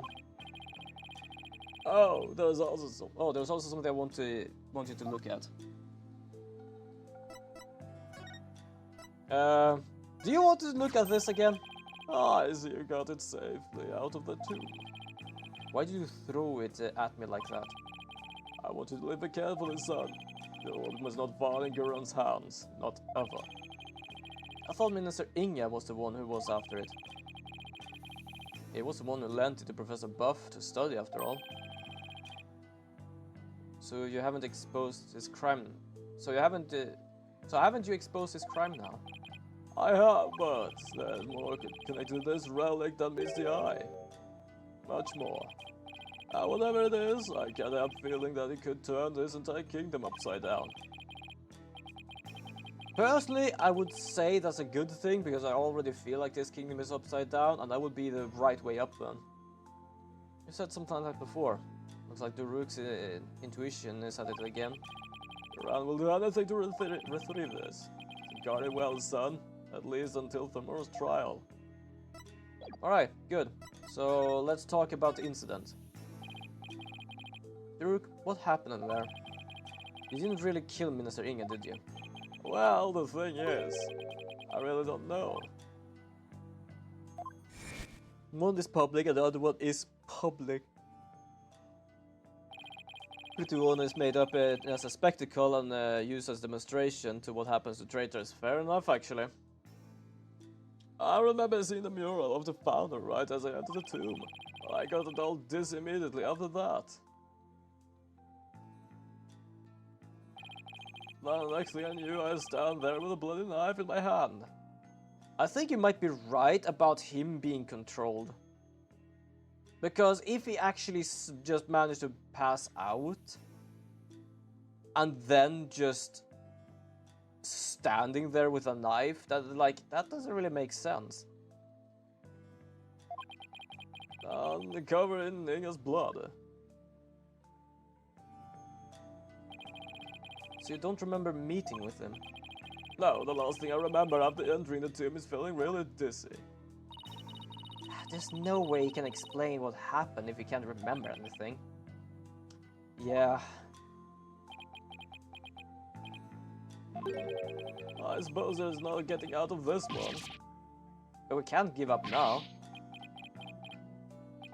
I was just messing with you, my son. Well, stop, it's not funny. Sorry. Sheesh, nothing seems to face him, not even being arrested for murder. This is going to be a tough case, Apollo. Not only have I been charged with Inga's murder.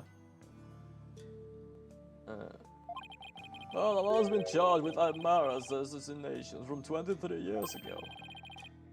You're on trial for 2 charges? Technically 3, I am a traitor as well. Garan is practically licking her chops just thinking about my public execution. Because it means we can't afford to lose our heads, huh? Jesus. I don't know how you can laugh at a time like this. So, son, I take it you'll be defending me at my trial. Of course, you can count on me. Oh, that's my boy. Looks like your nerves are as steely as those vocal cords of yours. After all, we got the Defense Culpability Act to contend with too. Yep, we still have if he dies, you die situation. Oh! Right, so if you're found guilty, then I'll be charged with the same double homicide, huh? Don't tell me I forgot about that. I'll be fine. I just have to make sure we win this one. You sure? Because you don't sound very fine. Apollo. What was that about an assassination 23 years ago? Well, I guess we're gonna ask about that as well. About that incident 23 years ago. That was when the previous Queen Amara was assassinated, wasn't it? Yes, someone set her private residence on fire. She was alive in the ensuing blaze. And you were arrested for the crime. Why would he arrest you, Mrs. Sadman? Weren't you just a lawyer back then? What relation could you have had with the Queen? Don't tell me you actually was your wife. About that, Amara was, well, she was my wife. I may not look the part, but I once a husband to a queen of sorts. I was royalty. Haha! Wait a second, how old is Apollo? I'm pretty certain Apollo is around 20... Okay, hold on. I need to check here, because... that might be why we lived up in the mountains. Okay, hold on. What the hell is his age? I need to just check something here.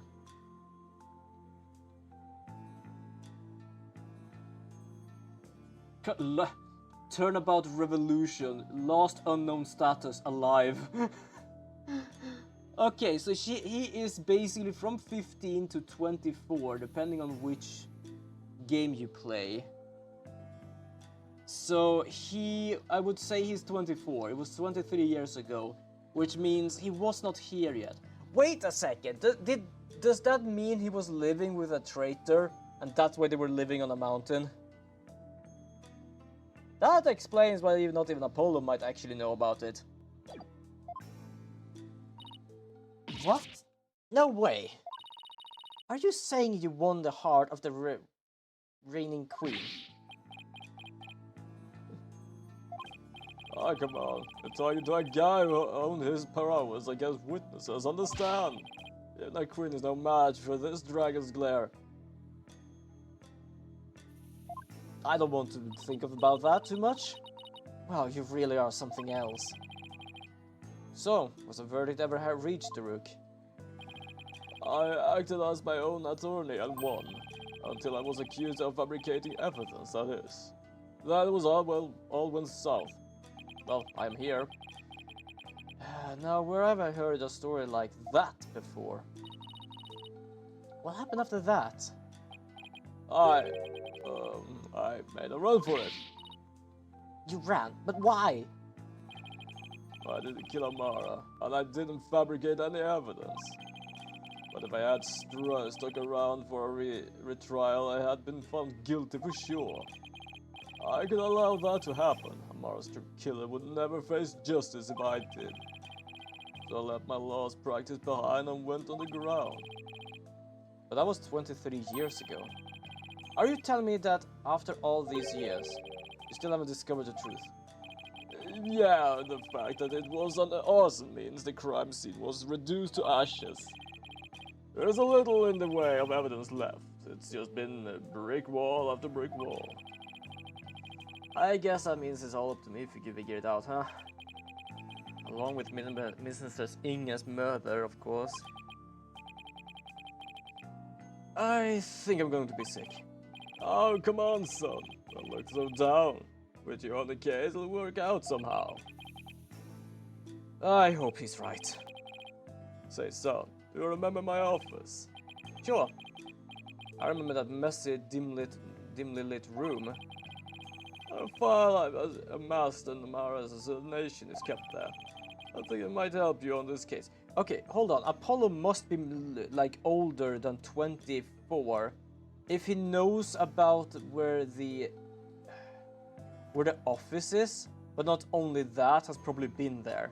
Because 23 years ago, he was basically 1 year old. And he could not have been 1 year old, right? Okay, hold on, I'm gonna see if I can find him.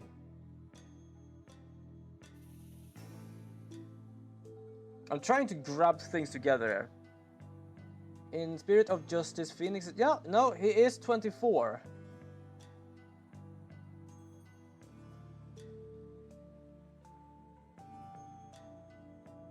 He was 24, huh? I have no idea how that goes together. I think it might help you in this case. You remember how to get there? Let me think.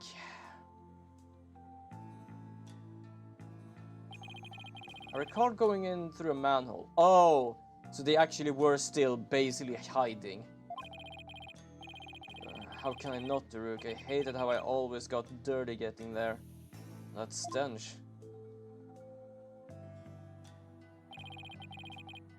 That old case is important too, but I should probably focus on the minister's murder first. No, we're gonna focus on both at the same time. I'm afraid your time is up. Oh, that's the wrong voice. Fuck. Have you been smoking? Yes, yeah. It is time for the prisoner's interrogation. So, begun, you putrid-headed criminal. A betting liar. Wait, don't tell me you're the prosecuting attorney. What? But that would mean... Is there a problem here? You bet there is. He's your father. And your point is... My relations to the accused is irrelevant. The fact remains I'm a prosecutor. No, that's not what I don't think I'm getting through to him.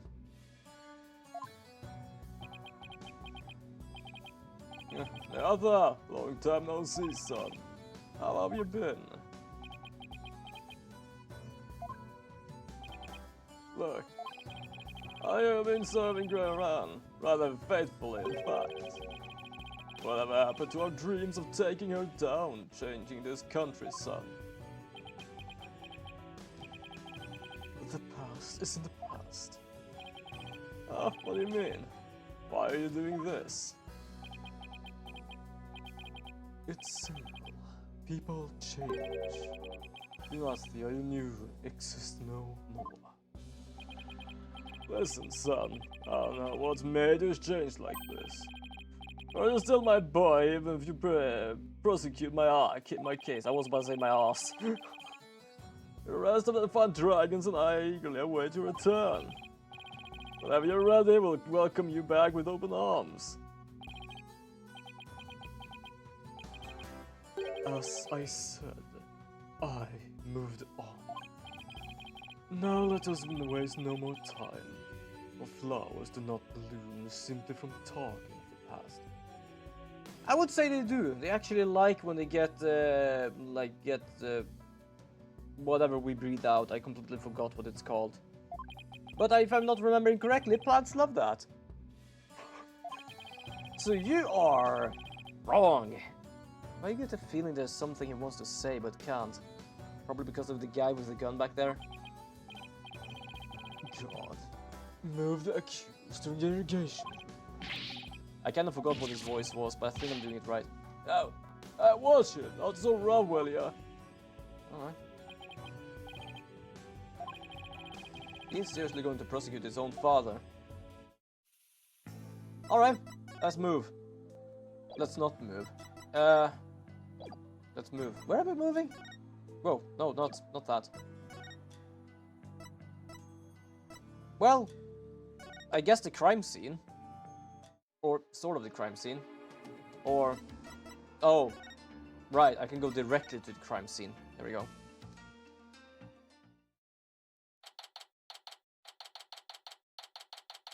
Hold on, I am looking to the left, and it looks like someone is about to be beheaded or something. Oh, no, I'm pretty certain they're about to actually remove their tongue. If you can see up there on the upper left corner, there is like a demon with a big-ass pliers. Either going for the tongue or the nipple. I just realized they are kneeling in spikes. Why is this in a tomb? I can understand the right part with the holy baby standing there, but what about the left part? Jesus! So this is the tomb of Amara, the previous queen of Khurain. Basically your adoptive mother in a sense, even though she wasn't really in existence when you came here. It's really lavish. I guess you could say it fits for a queen. Is the faceless woman in the mural over there Amara? Oh, no, that's the Holy Mother. She's the one who brought the spirit channeling to Khurain. Oh, right, the woman in the orb.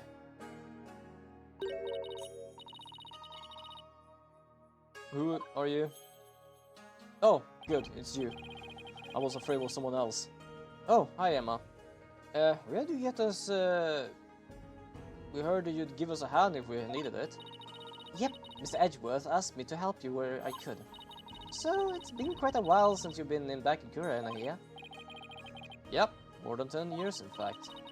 Well, you sure didn't waste any time. I mean, you're already mixed up in a murder. You're as big a trouble magnet as Mr. Wright. Please don't say that. My luck is already bad enough as it is. Emma, I hear Prosecutor Sadman has requested your service again.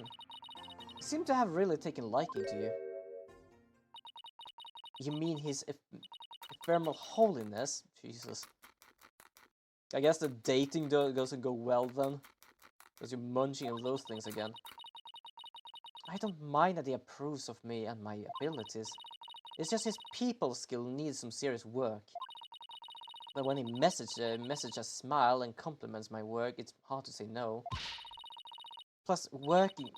Oh, I'm not pressing anything.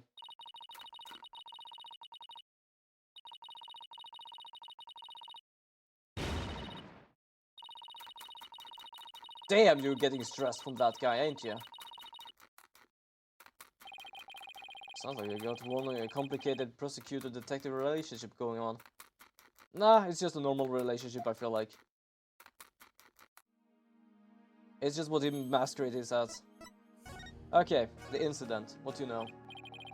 Emma, have you determined the cause of death? Bloodlust from a stab wound. A single stab in the back was enough to cause the victim to bleed to death. The estimated time of death was 3 PM, which is when Deru came into the scene. Yeah, and he stood there for 20 minutes staring at the body. Any suspect behind Daruk? No. He, Maya, and the minister were the only ones here. And Maya had been tied up until she was freed by the Queen's royal guard. Could someone else been hiding somewhere in here? Not likely. He was told that this tomb was searched from top to bottom right after the murder. And during that time the royal guard set up a perimeter to prevent anyone from escaping. In other words, the crime scene was a complete sealed off. It appears so. No way for a third party to escape without being spotted, huh? Great, another one of those convoluted locked room mysteries. About the victim, Mr. Inga. He was Kingdom's Minister of Justice, correct? Yes, Inga Karkul Kurain was the second most powerful figure in Kurain. I'm trying to figure out if his name is a pun, but it's way too long for me to actually find anything.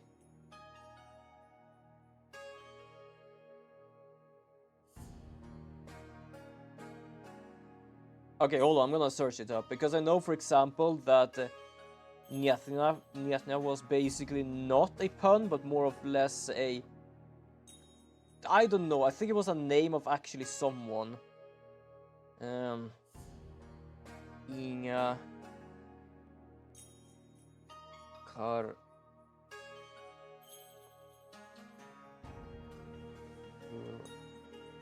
Name... Pun, I'm gonna see if there's a pun.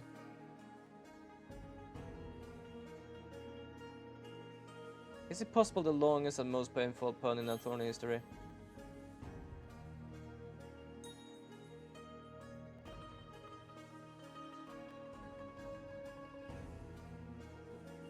I am trying to figure out. His name reminds me of... What is his pun? I'm trying to figure out what his pun is.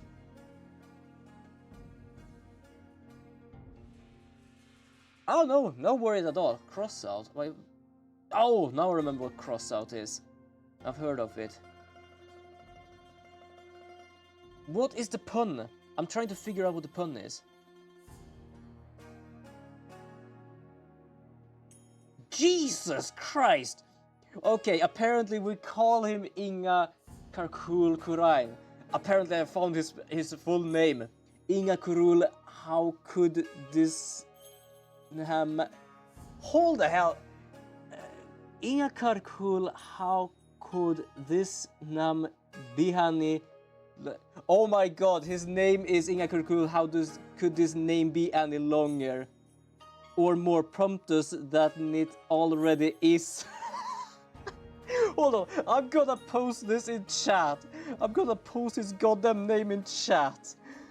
Now I understand what people said about his name. I thought it meant his name was long and promptus. But this is actually his name. Oh. Yeah, they really took the piss out of that one. They really found what it did.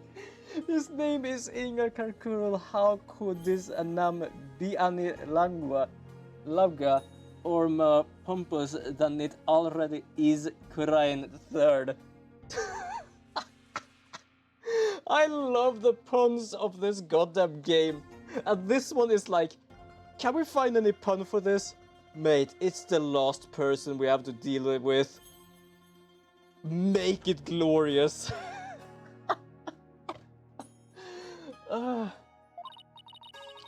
I was so confused because everyone just said, how could this name be so long and more promptus? And I was like, it basically just is Inga Kurul Kurain. And like, I'm pretty certain it could be longer. No, that part is a part of his name. First part is just sounds like Inga Karkul, Inga Bilkur. Yeah, fair enough. I'm pretty certain like his first name is not supposed to be a pun, and the rest of it is where the pun comes in from. Plus, he wasn't married to the queen. Seems strange to someone of his status to would abduct someone. Apparently, he only told a few of his most loyal subordinates about his plan. That way, there was little chance of the police or even the queen finding out. That was Inga's hoping to gain by getting his hands on the orb. That I don't know, but I'm working on it. I wonder if it really was for what Paul Atherson Wimperson said. Jesus, his name is the greatest name ever met. I'm not joking, if I ever get into like another D&D game, I probably gonna try and make a name like that. I'm gonna actually see if people figure it out. If they figure out what game it comes from, thumbs up to them. If they figure out the pun, the hell yeah. Oh, that would be so brilliant.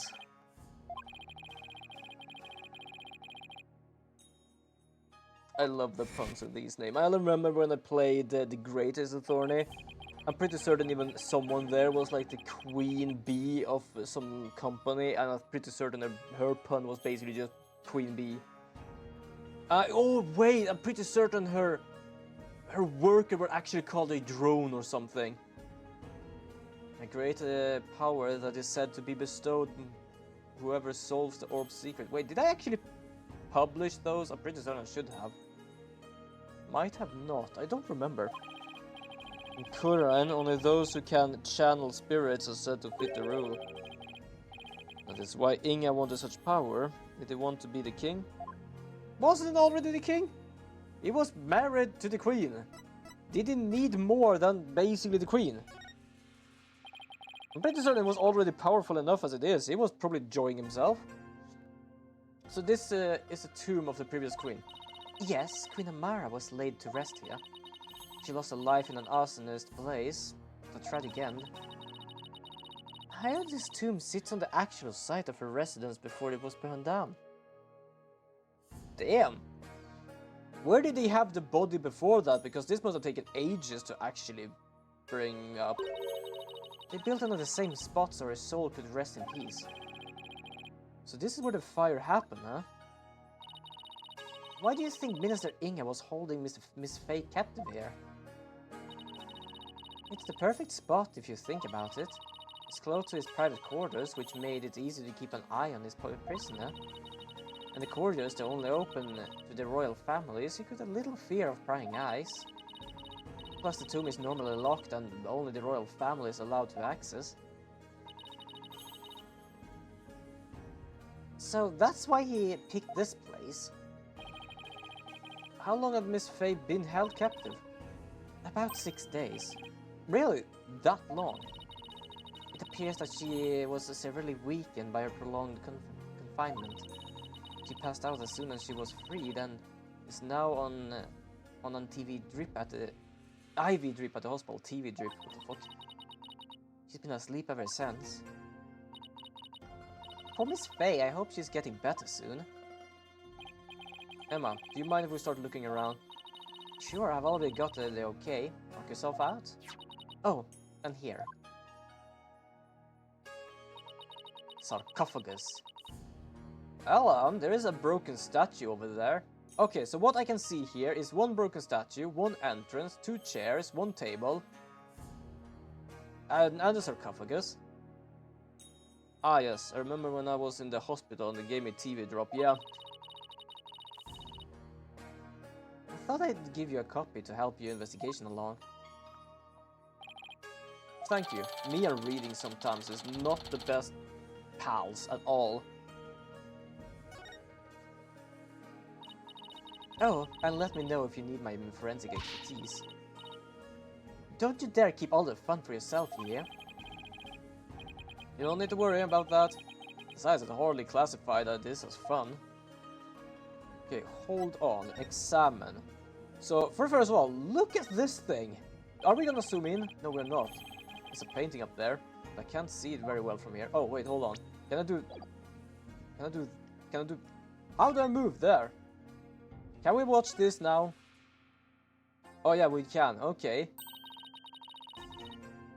Is this supposed to be Amara channeling a spirit? It looks like the spirit of some country sultan or something. And she seemed to be conveying something to his retainers. Oh. I know exactly what that is. She's on fire. This would be Amara's assassination as allegedly carried out by Duruk. It really made him look evil. Oh yeah, this was the one I was talking about. Look, god damn, that will look painful. Hold on. Oh no, everyone was kind of broken. Two Oni or bull people roasting someone looking like Daruk over fire. Nope, there is no fire. He is basically in pit. Yeah, there are spikes. Ah, and I'm pretty certain there are like as thick as his legs. Like, oh, no. Ow. Is that supposed to be Daruk facing his punishment in the afterlife? Anyway, guess that's the last one. Sort of last one. Oh! I guess we're supposed to see this as a happy ending. Yeah, except nobody came out of this story happy. And apparently he died back here. Why is there wine over there? Oh. Oh shit, he was okay, wait. He died back there. He died by being stabbed in the back. There is blood. Hold on, oh wait a second. He could not have been standing here because if he stood with his back away from here, there would not be any blood here, which means that he stood here, got stabbed by something, and there was something in the way. I think. I might be uncertain about that. Yeah, a baby on a lotus bloom. That's one strange painting.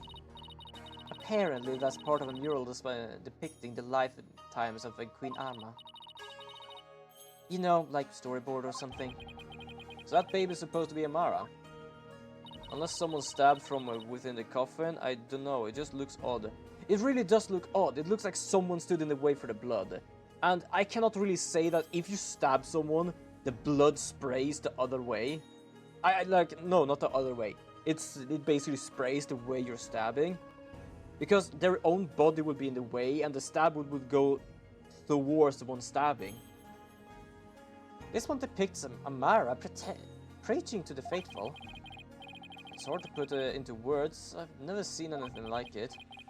Let's see, the next one is they started dating. Is that the Rook? Why does he have horns? My best guess is it depicts the first time Amara and Daruk met.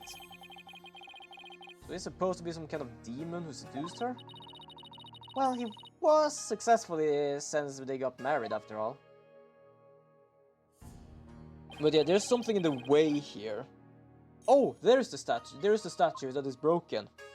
I was looking for that before, but apparently I couldn't see it from over here. Oh, yeah, I can kinda see it over here. There we go, I'm gonna check this thing out. One of the statues is broken. Let's take a closer look. Okay. By the way, what is that next to the chair? Good question, didn't check. Is that a bullet, by the way? Oh, hold on, there's something down here as well.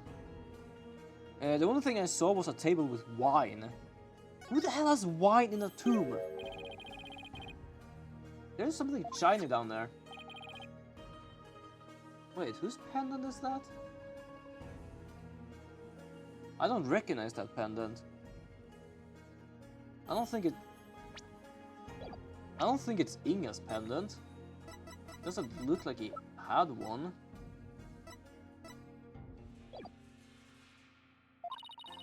There's blood on it. I wonder who it belongs to. All we know, it's not the victims. No one in the royal family recognizes it. Alright. Emma, did you lift any fingerprints from it? I did, but I wasn't able to get a clean one. That's too bad. But the blood turned out to be the victims. That means it must have been fallen here in the course of the murder. Okay, so the guy died from a stab wound. Or he might have gotten shot. Look, there's a bullet here. It's from the pistol the victim was carrying. My guess he tried to shoot his attacker but missed and the bullet ended up here. We've already determined the rifling marks to be matched to his gun. Rifling marks. On those... Oh, shall I explain? The scientific behind it is absolutely fascinating. Looks like something a woman would wear. It really does. Nope, we're good. Lawyers. I think they're so smart. You do realize we can hear you. I think that was the point. But that's strange. We would have heard a gunshot. We never heard a gunshot. We actually never heard a gunshot. Also, you're right, there's something by this chair, but I can't really see it from anywhere. Yeah, I know, there's something over there, but I can't really see. Hold on. Miss Faye was apparently tied to this chair. Oh, it might have been a rope. Let's take a closer look. Oh yeah, it's rope. Oh, hold on, is there blood there as well? We could try to cover every angle possible here. Ooh. Change perspective, nice. There is blood behind there. Hold on. This way. Oh, hold on. Ah! Wait, why is there just little blood here then? Could this chair have been behind the sarcophagus? But that basically would mean that Maya would have had more blood on her. Look, there's a blood stain on the floor on the chair legs. Really? Hey, you're right, I completely missed that. Let's move the chair so we can check under it.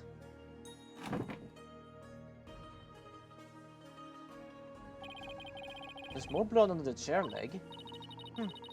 I wonder what it's doing here. I have some luminol here. Good job, detective. Well, she's not a detective. She is a forensic investigator. But yeah, the same thing. Completely blind, apparently. Okay. So apparently there might have been some blood on... Do you need to move downwards? That's even worse. It really is, isn't it?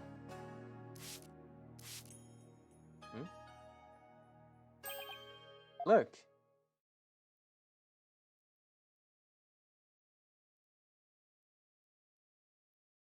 Okay, that's interesting. The bloodstain leads all the way to the sarcophagus. Emma, is this Minister Inge's blood? Hold on a second. Huh? That's strange. I didn't get a match. So then, whose blood is it? Rook and Miss Faye weren't wounded as far as we know. And the blood's been wiped up by someone for some reason. Yeah, that's strange too. I think I just missed doing a voice there. Brain go brrr. Brain go brrr. Brrr. So I couldn't resist. Poor Miss Faye. She must have been tied up in this chair.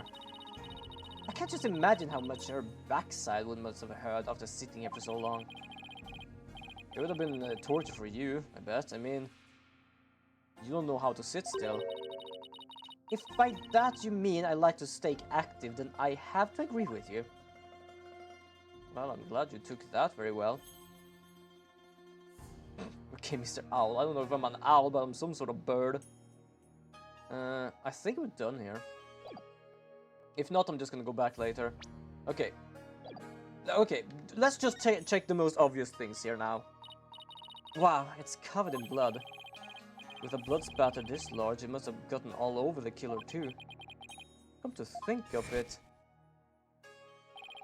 There was blood on Daruk's clothes. Not that much. The circumstantial evidence points to Daruk being the killer. What I would conclude if I were a cop too. Why are things always so bleak for me? Apparently that didn't really suffice to anything. I guess this is where Inga collapsed when he died. Let's take a closer look. Damn, what is that for gun? So this is so the minister was armed, huh? That's a 4-shot pistol. He had it for self-defense apparently. But he won't be firing anytime too soon. Or it hasn't been fired anytime soon. He was clearly carrying a broken gun around for show? No, we recovered a bullet here, which means the gun probably broke as the minister fired his last round. Thing is, the gun chambers are all empty. Yet, that one bullet is the only bullet we could find. That's strange.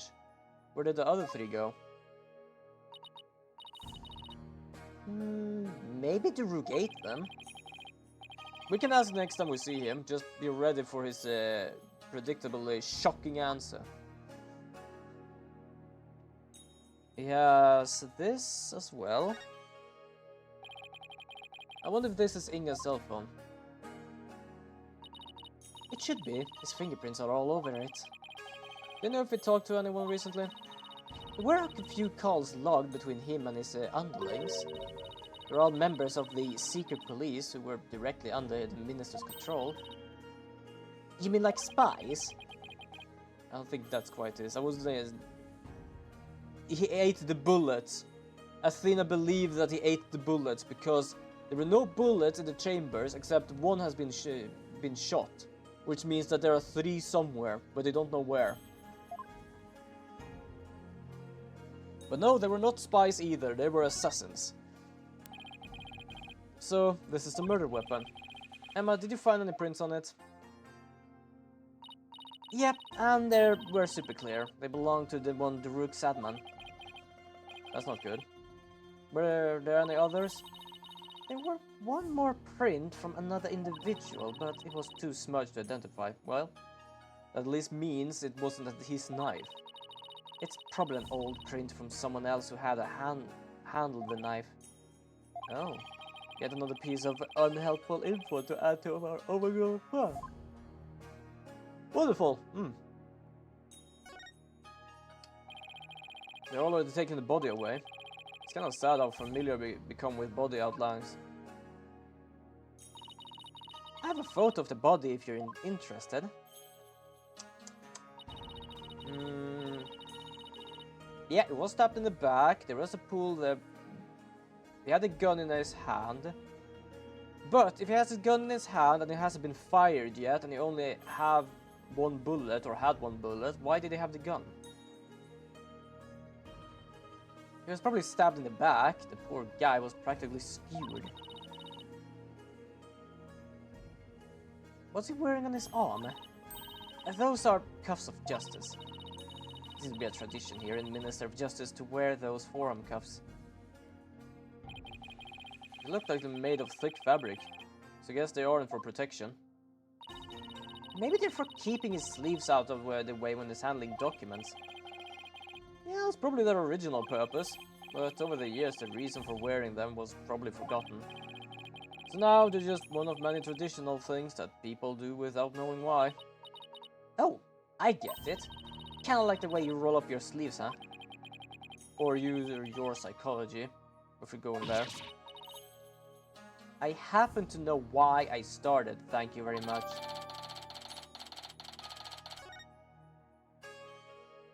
I guess we're done here. Okay, let's go and check the other table. Just because I'm interested in... Oh, I've been waiting for you, Mr. Bond, setting over there. This is grape juice Inga was drinking. He's probably nervous before meeting with Daruk. Why was he nervous? He had the upper hand. So he drank grape juice. I'm not seeing the logic here. Mr. Wright told me all about it when he was hospitalized a few years ago. He said grape juice has something in it that helps you relax. Really? Huh. Are you sure he was talking about regular, plain old grape juice? Because it sounds like he was talking about the fermented variety. No, he couldn't have meant that. I mean, we're talking about a medical facility. They wouldn't allow something like that in. Right, let's just leave it at that. So I guess there isn't anything more interesting with the ho-ho I've been waiting for you moment. So this is Amara's sarcophagus. Let's take a closer look. Yeah, open. Hey, this curtain's open, Apollo. Okay. That's one big sarcophagus. They say the mummy of Amara and the former queen rests inside. A mummy, huh? Rats is locked. Hey, don't touch that! You mean we can't search inside it? Not a chance, besides, it's not something anyone tried opening anyway. What if the real killer is hiding inside? Hey, anyone in there? Jesus, don't do that, you're going to get us cursed. Cursed? The queen likely bears grudge towards the living after such violent, painful death. So no one dares touch the sarcophagus for fear of incurring her wrath. Oh no, Apollo, what am I going to do now? Oh, look at me. I'm also cursed. In any case, the sarcophagus is temperature controlled. It's kept really cold to preserve the mummy. Damn, it's a really high-tech stone sarcophagus. Either that or just very well-made stone sarcophagus. So even if someone did decide to hide in there, it would be eventually freeze to death. I see. Still, if they are bundled up, I bet the person could hide in there for a little while. Can I check anything else here? Because there was blood leading all the way over here. Doesn't seem like it. Damn.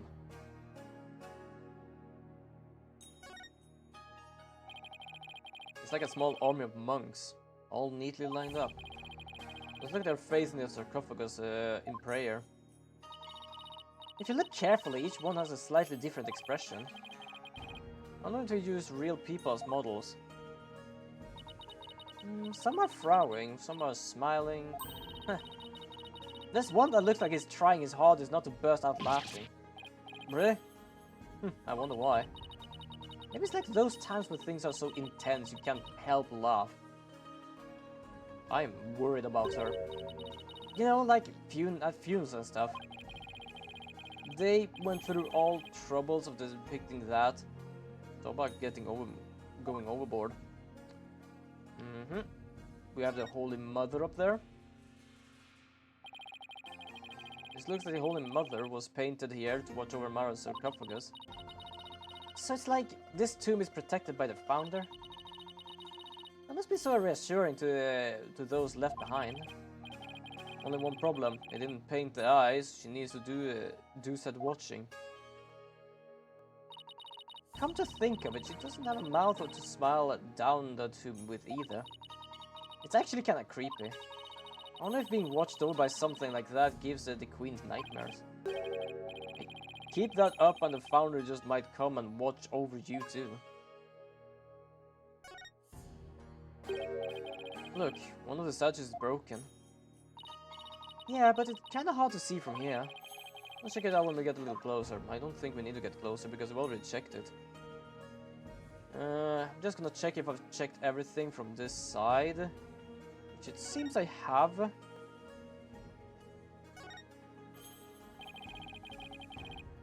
The sarcophagus is surrounded by curtain. I bet someone could hide behind it.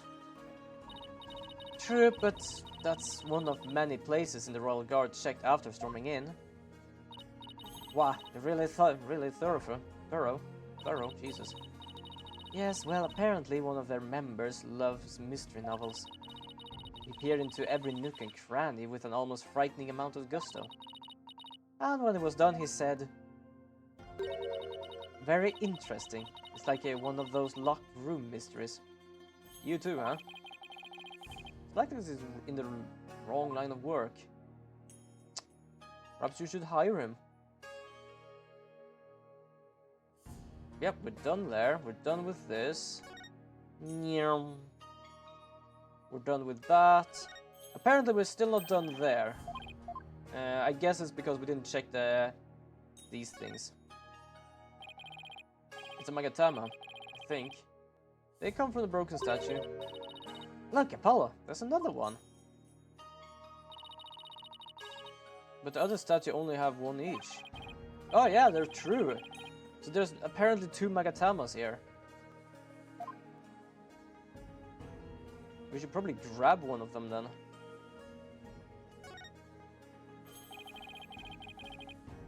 This thing is more a splinter than statue now.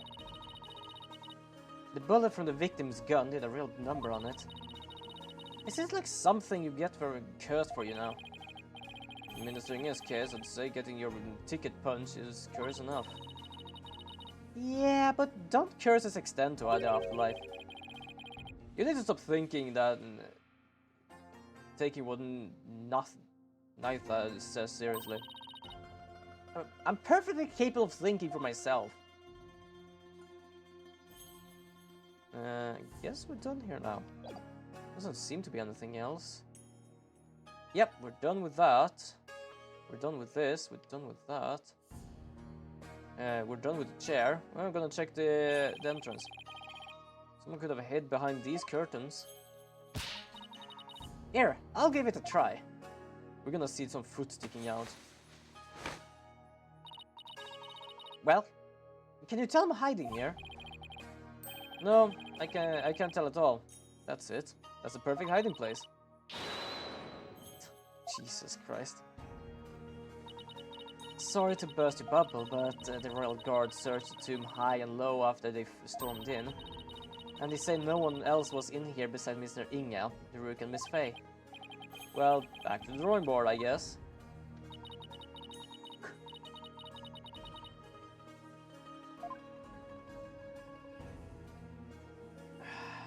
Well, worth a try, I guess. Have I checked everything? Like, I can't have checked everything because there is still some stuff, like, I'm still stuck in here.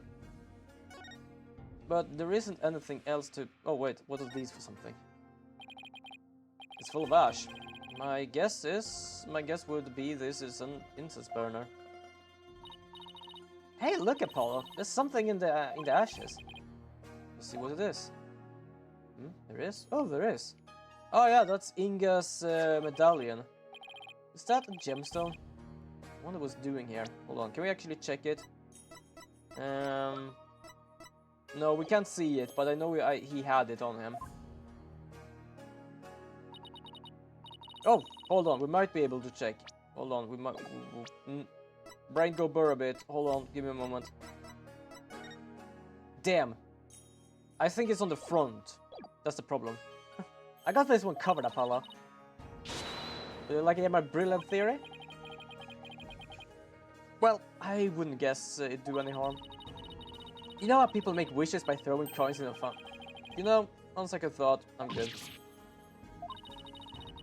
I wouldn't even be able to finish the sentence myself there. Now let's just ask Emma. That would be much quicker. Excuse me, Emma. What's this gemstone doing in here? Oh, that. Yeah, that's one of his buttons. It's not a gem, it's a button. Albeit a very expensive one from the victim's jacket. Must have fallen off and gotten in there somehow. See? Every puzzle has an answer, Athena. Well, I thought my ideas was pretty good. Wait, what's with this suit? See here on the gemstone. You're right. Was it not in ash? Oh, we're done now. Damn, that was a lot of checking out, to be honest. Good lord. I think we have covered just about everything. Maybe we should go over what we've learned so far. For starters, we're dealing with a locked room murder. But instead of the tomb being locked, it was being cordoned off by the Royal Guard. And after the murder, no one was found to be hiding inside. Right. In addition, we also know that the Rook's fingerprints are all over the murder weapon. Together with someone else's. The curtain around the sarcophagus was drenched in the victim's blood on one side. The blood must have gotten on the killer when they stabbed from behind. The Rook had blood on him when the victim was first discovered. Unfortunately, he doesn't remember what happened.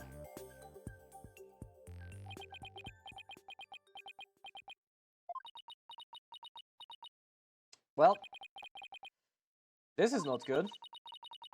So, what we know so far is things couldn't be worse for our case. And that's still an understatement somehow. Yeah, it looks pretty grim. Oh, if you two are done here, I'll have to ask you to leave. But why? Something wrong, Emma? Why are you trying to give us the boot? It's just easier if you're not here when his ephemeral holiness arrives. I guess it's too late. Speaking of the devil. Oh, Prosecutor Sadman. Detective Sky, it seems you've spoken at length with these two lawyers. I hope you have also kept an eye on... yes, of course, like a hawk. Didn't touch a single thing. Give a lawyer an inch, and they'll take a mile. Never forget that. She has dealt with us before. And there's that look of distrust again. Hey, Nitha. Do you really believe that Daruk's guilty? I know you're really seriously going to prosecute this case. I mean, he's your father. You were once a part of the Defiant Dragons, weren't you? Hey, Nadia. Wait, I said wait.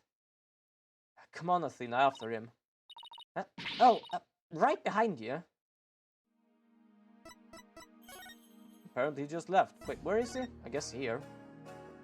Hopefully, I don't know where he went. But it did update. But you know what? Because we actually were done with that little investigation and it is about to end the stream, I think I'm gonna do it here before we start talking or doing some serious business.